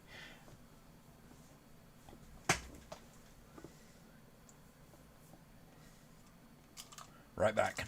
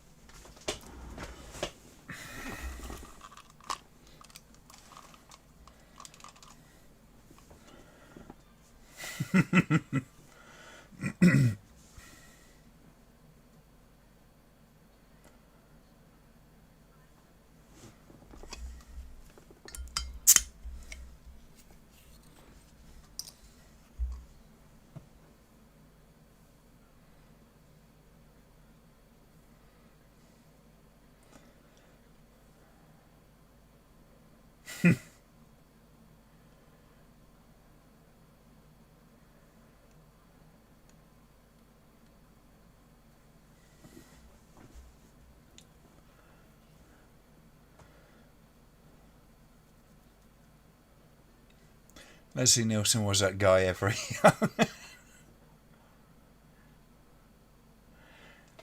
Just one of those guys that's always had grey hair.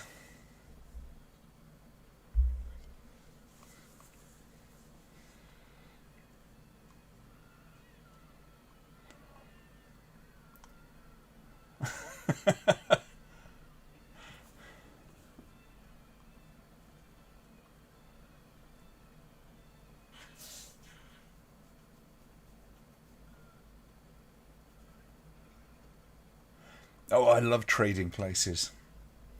And that is Eddie Murphy, at his best. Kind of comedy, comedy sense. It's such a shame when, like Eddie Murphy just doesn't seem to make too many good films these days.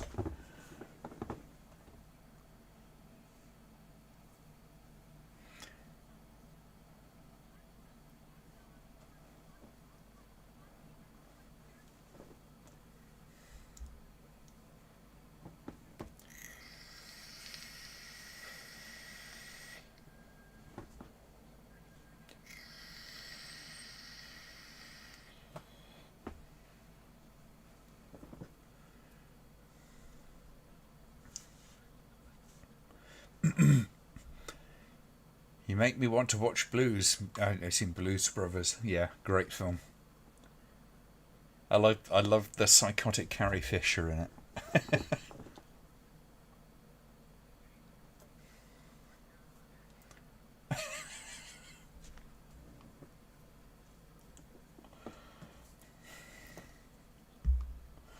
I just love the fact there's so many jokes, little visual gags and stuff like that.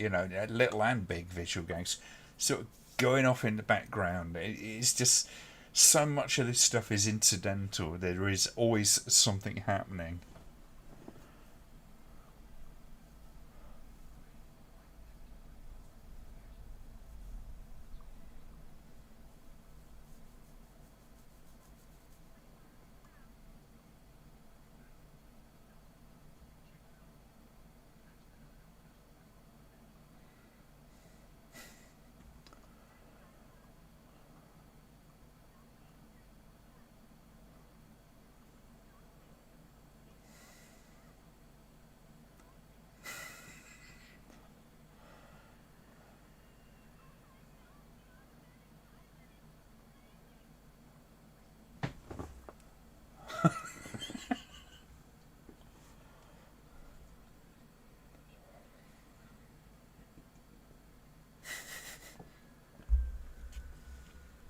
So that's how autopilot works.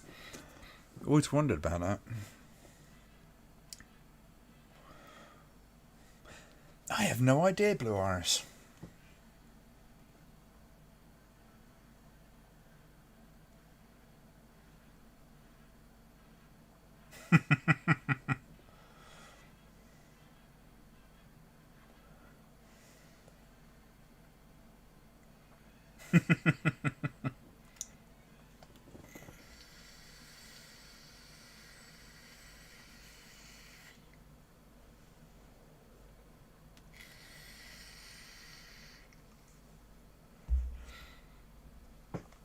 definitely one of the more crass jokes in this DC.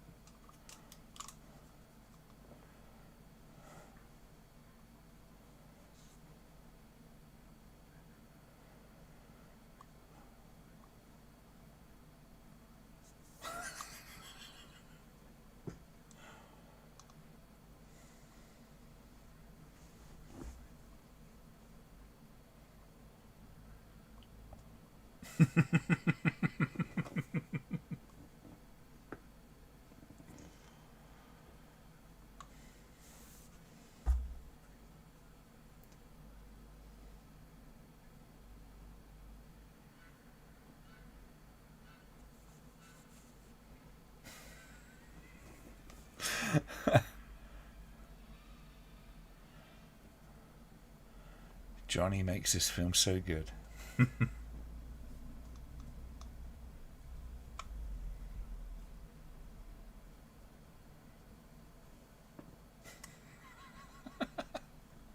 It's just dragging the flight crew past all the passengers.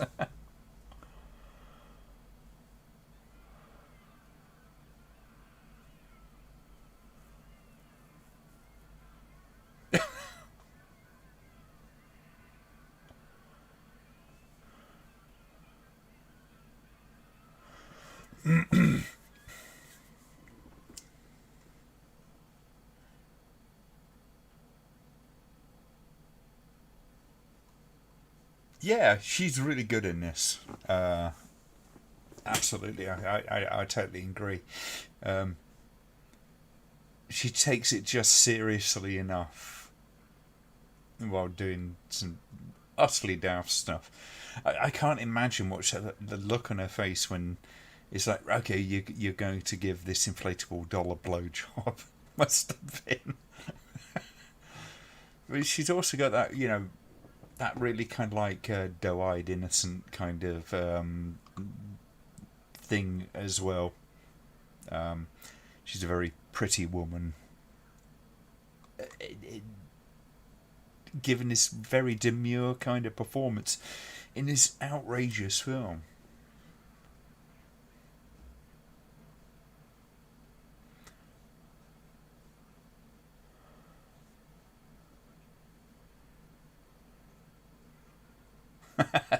Dog's called Shep on loan from Blue Peter. Yeah, possibly.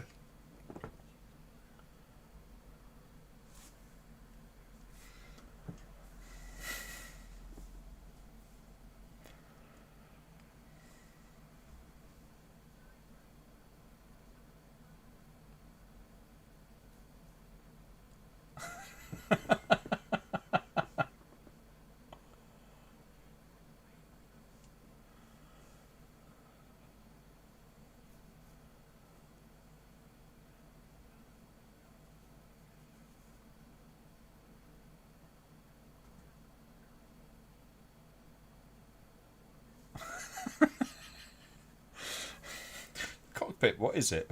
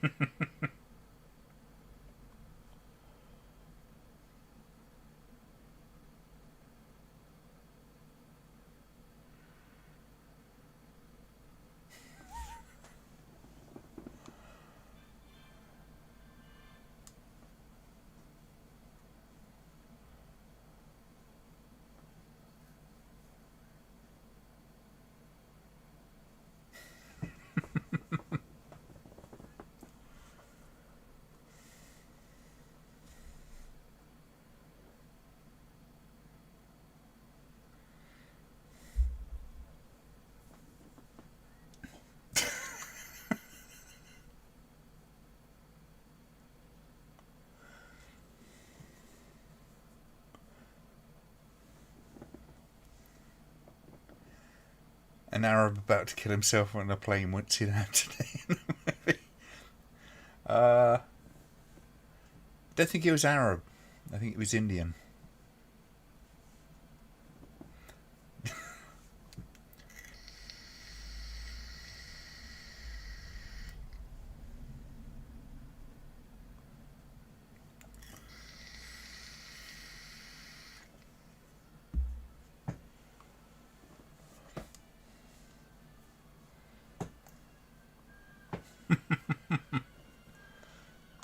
I've been very, very tempted to build myself an airplane cockpit for kind of like flight simulators and that sort of stuff, because I'd love to dabble in that kind of things. Although it's extremely expensive to sort of build that kind of thing. And it is kind of like there's all knobs, buttons and dials and displays and figures and...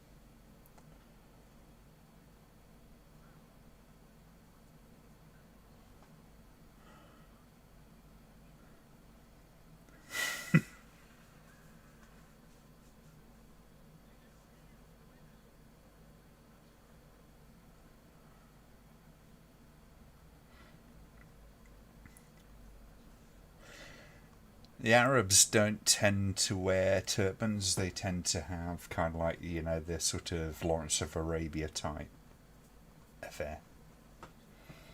I'm not sure what it's called, but it's the cloth with the band that goes around, that kind of stuff. But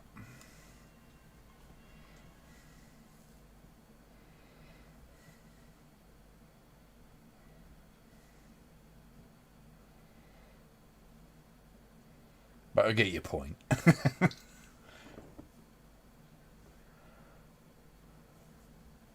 Funny thing was, I flew from Toronto. I was on holiday in Toronto, and when I came back, I had a bottle of lighter fluid in my bag.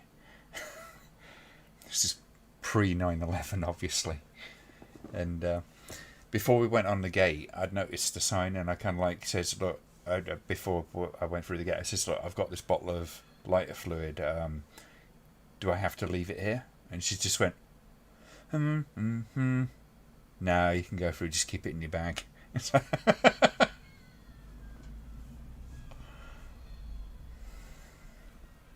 Very different times.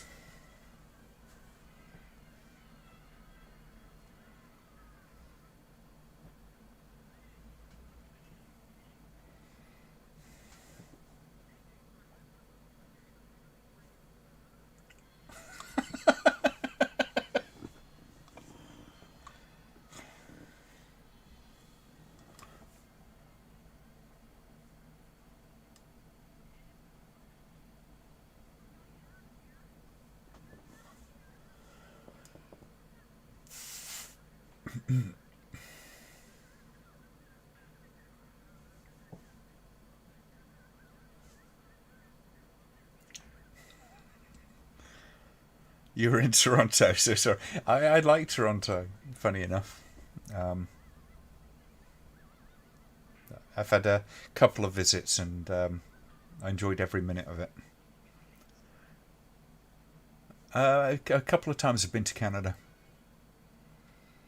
I think if I go back to Canada, I would like to explore a lot more of Canada. I have been told some wonderful things about various other places.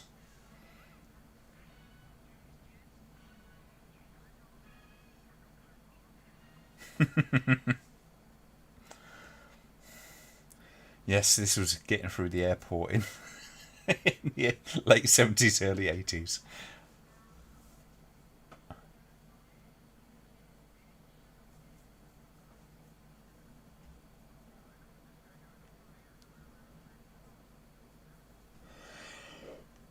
Oh, excuse me.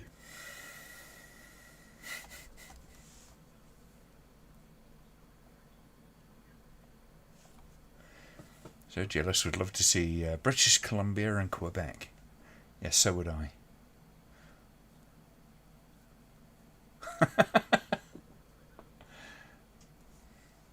I can only speak from my experience of being in Canada, and I found it a wonderful experience.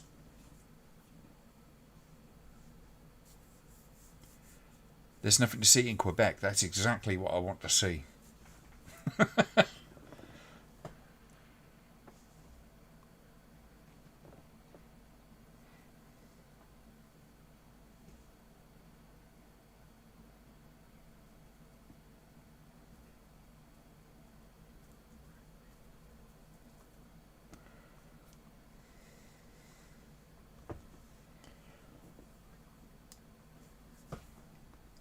Ooh, excuse me.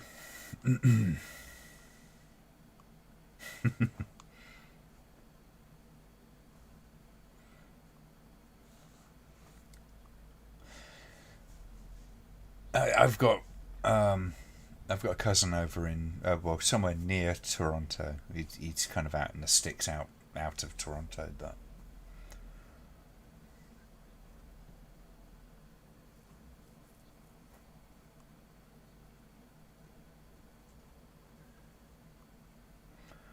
I'm not a big city kind of guy. But Toronto seemed to kind of fit my personality a bit better. If I was to go to New York or somewhere like that, I would probably not have such a great time.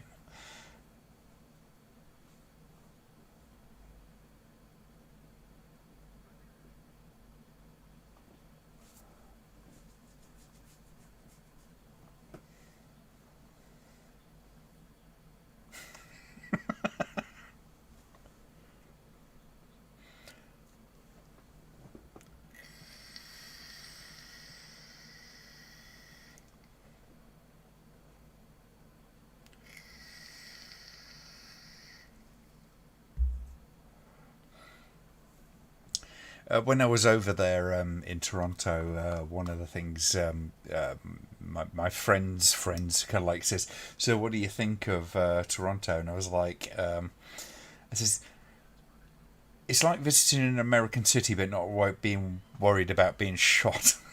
Essentially, I mean, I haven't been to any American cities, but there's this whole kind of like reputation apart from anything else that it's that there's this constant threat. You probably get that in London these days, to be honest with you. But yeah, I don't like London either.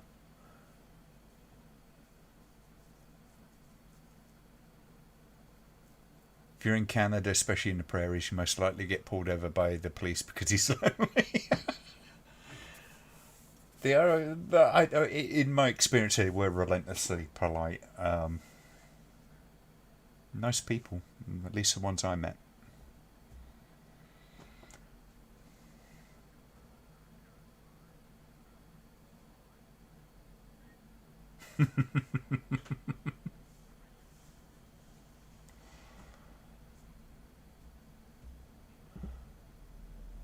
I've got some friends on the east coast of Canada, actually.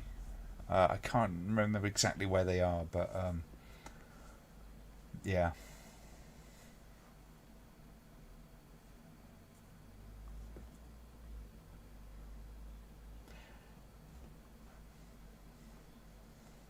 One of the things I do like about America and Canada is just the variety of countryside that is over there. We have a very kind of small version of that in Britain. It's quite extreme though. You go to the Lake District, you've got one type of thing. You go up to the Highlands, it's another. Go to Wales, it's another, and you go to like kind of like the east of England, which is where I'm at the moment. It's completely different. A lot of people in this country don't appreciate the fact that we've got such a. I mean, Britain is a wonderful country when it comes to different types of countryside that you can go to. It, it's got just about every type: mountainous regions, flat regions, wonderful seaside, and all that kind of stuff.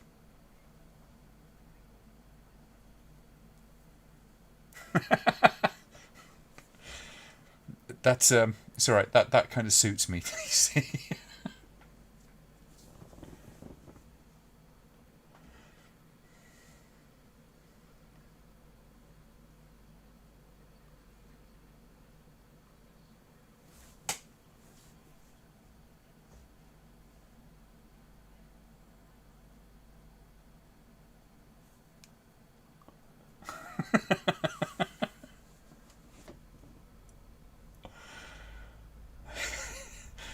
It's a great scene, isn't it? Again, I don't know if that's one that you could necessarily get away with these days, but the thing is, whatever it's taking a piss out of, it's never seems malicious about it. It's just kind of picking up on these eccentricities of various facets of society, I guess. It's a little over spoken, I guess, but.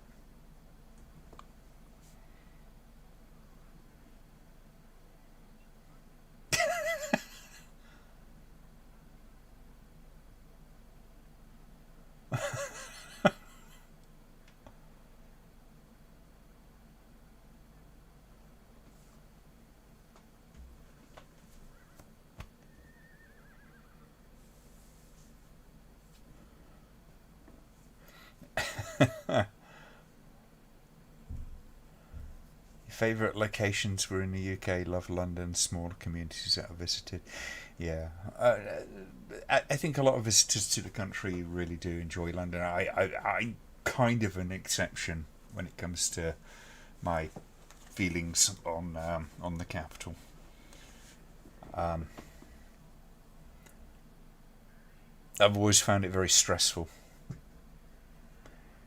Occasional visits, one thing, but you forgot the horse in the bed scene. So did I.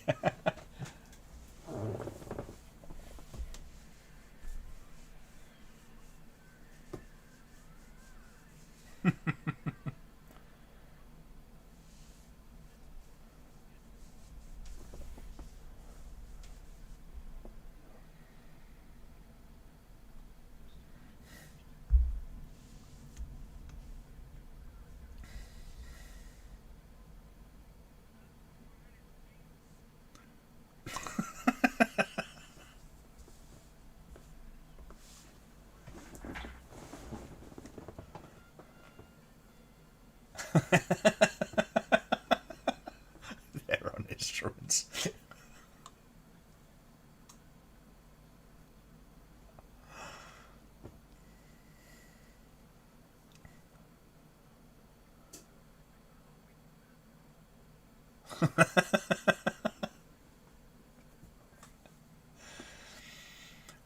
It's a fun combination of like kind of like just instant gags and then running gags, isn't it? There's a whole bunch of stuff, whether it's the I've got a drinking problem or the I picked a bad day to quit, an escalating sort of list of bad things, addictions.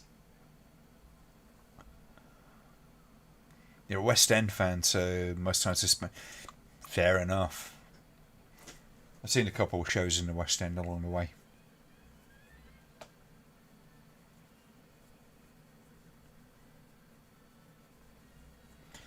Funny enough, I mean, there's so many jobs in the West End doing what I do for a living. But the idea of living in London is always put me off of it. It's a bit much for me.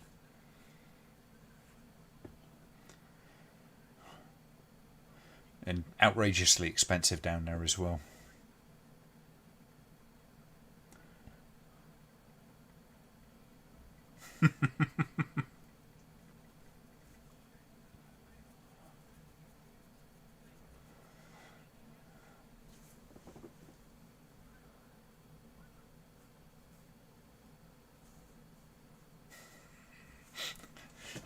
Fox News at the end there.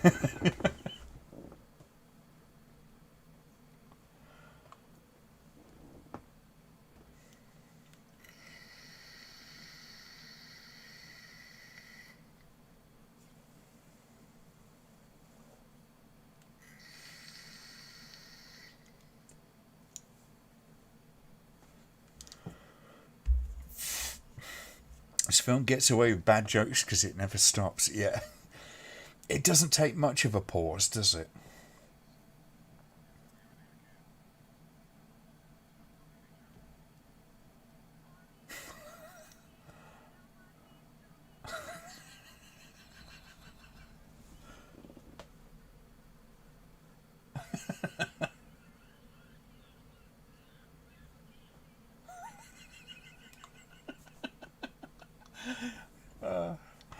It's just that nun playing Aretha Franklin.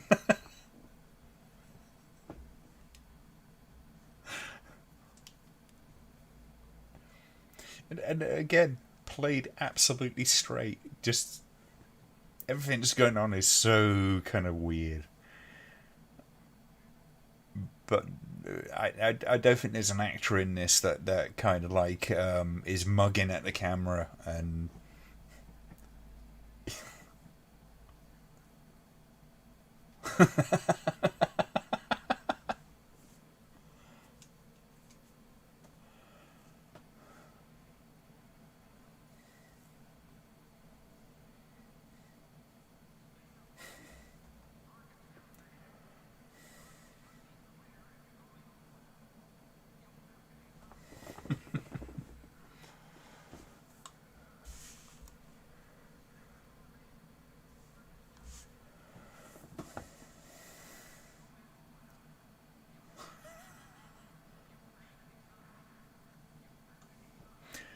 bugger. Can't stay.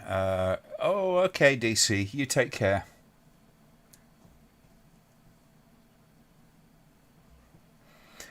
It was an unexpected double bill. So,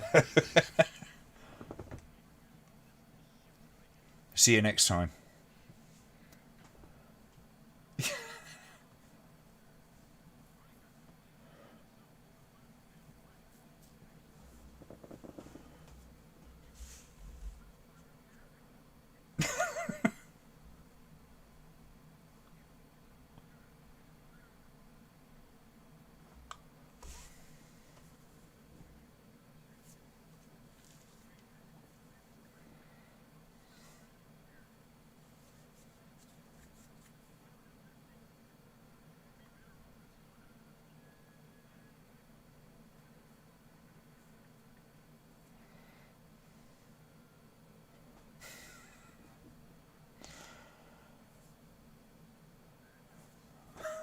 Dear, oh dear.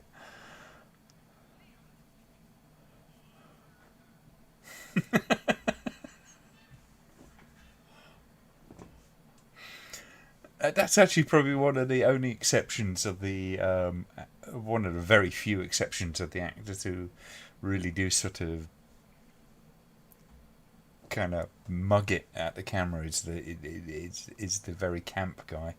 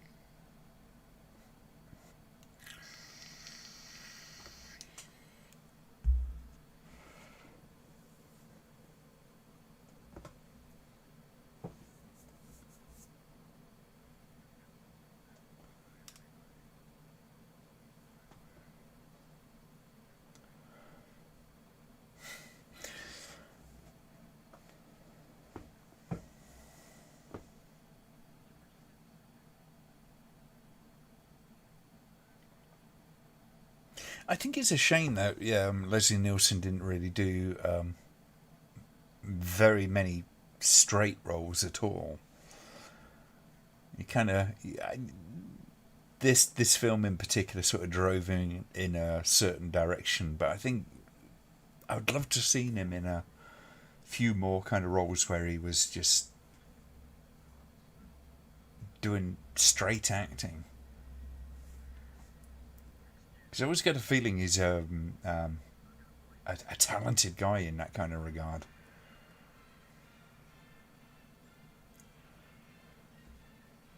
You're going to watch the airport films now. Good. It was a strange kind of subgenre, really, wasn't it? It's like we had these disaster movies in the 70s and the 80s, particularly in the 70s. Just an absolute barrage of them, from kind of natural disasters through things like airplane kind of disasters, Titanic type films, with like Poseidon Adventure, things like that. And we had a bit of a resurgence with it, I guess, in like films like 2012 and all that kind of stuff. But it was really sort of the golden era of that kind of movie was the 70s. Leslie Nielsen was in Forbidden Planet. Yes, he was, yeah.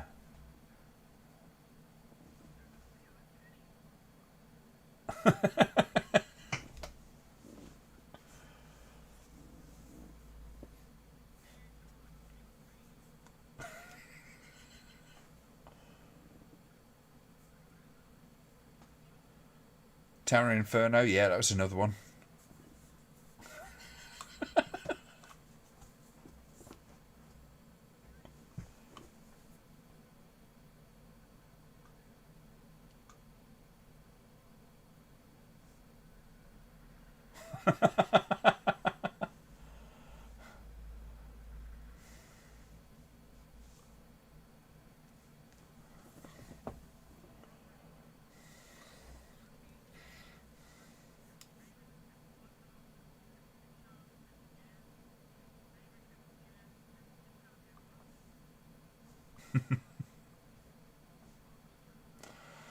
There's a group comedy going on there, isn't it, with handshaking thing.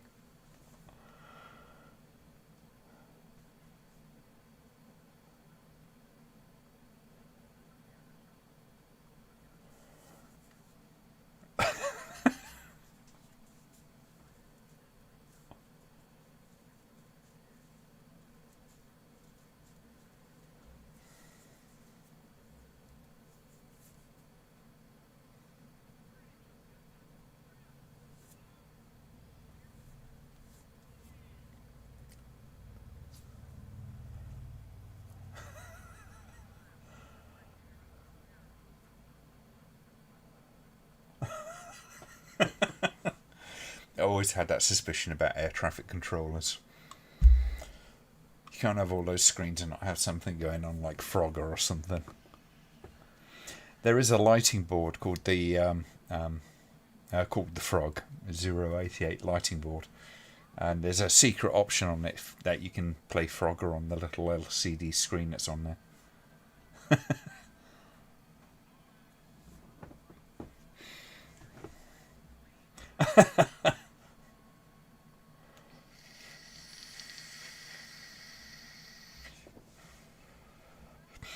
Air Israel looking snappy.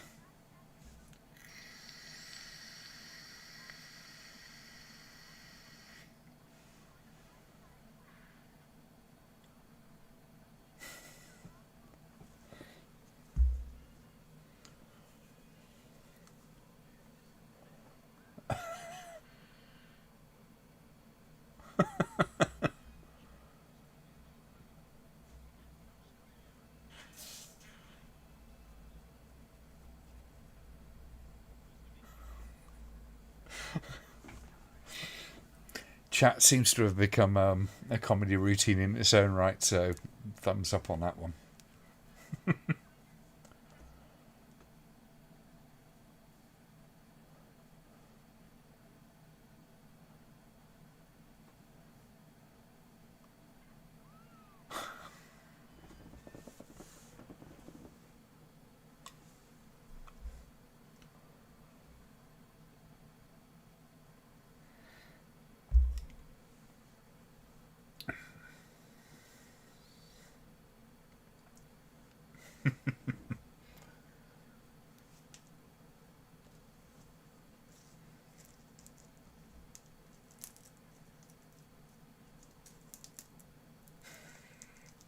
There's a channel on YouTube called Mentor Pilots where they kind of like and 7-4 crew.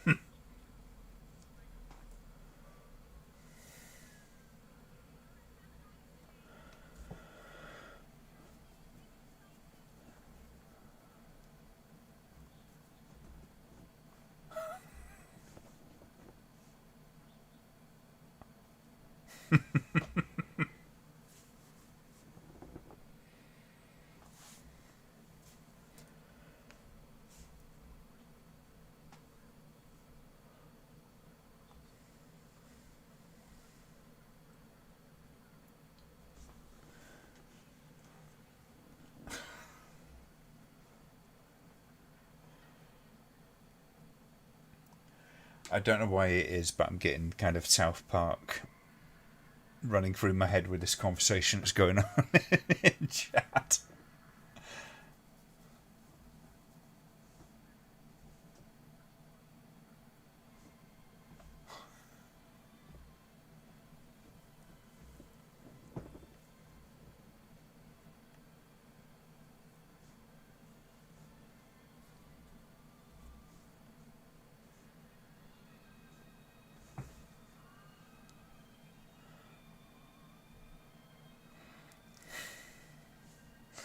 Was that the second mention of Mad Foxes tonight? Richard did get in early tonight, so.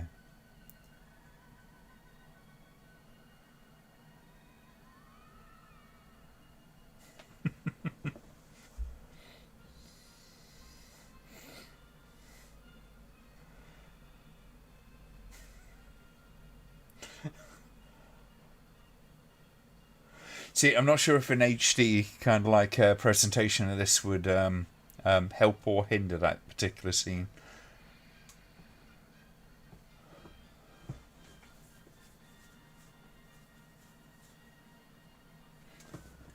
The end.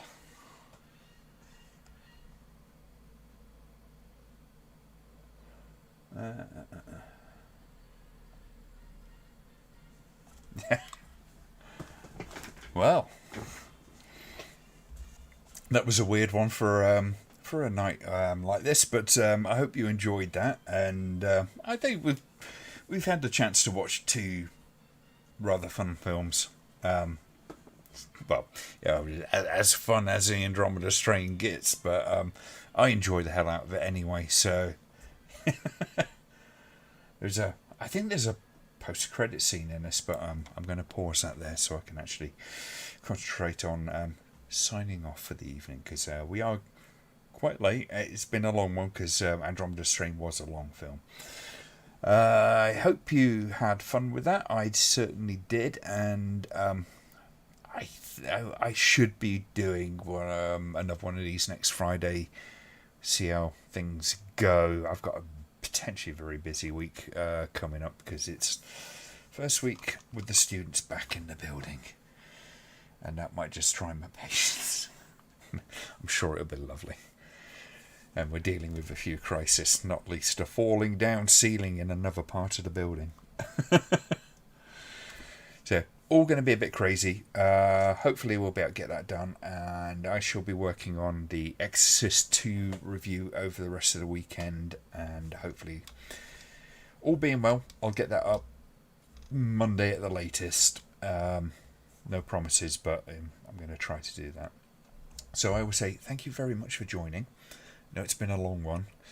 We've managed to hold on to a few people, which is a good thing. Any suggestions that you want to put forward?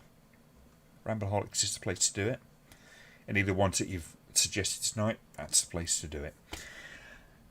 So, yeah, I'll wish you a good rest of your weekend. Have a lovely time. Try to relax before we all hit the hell that is work on Monday.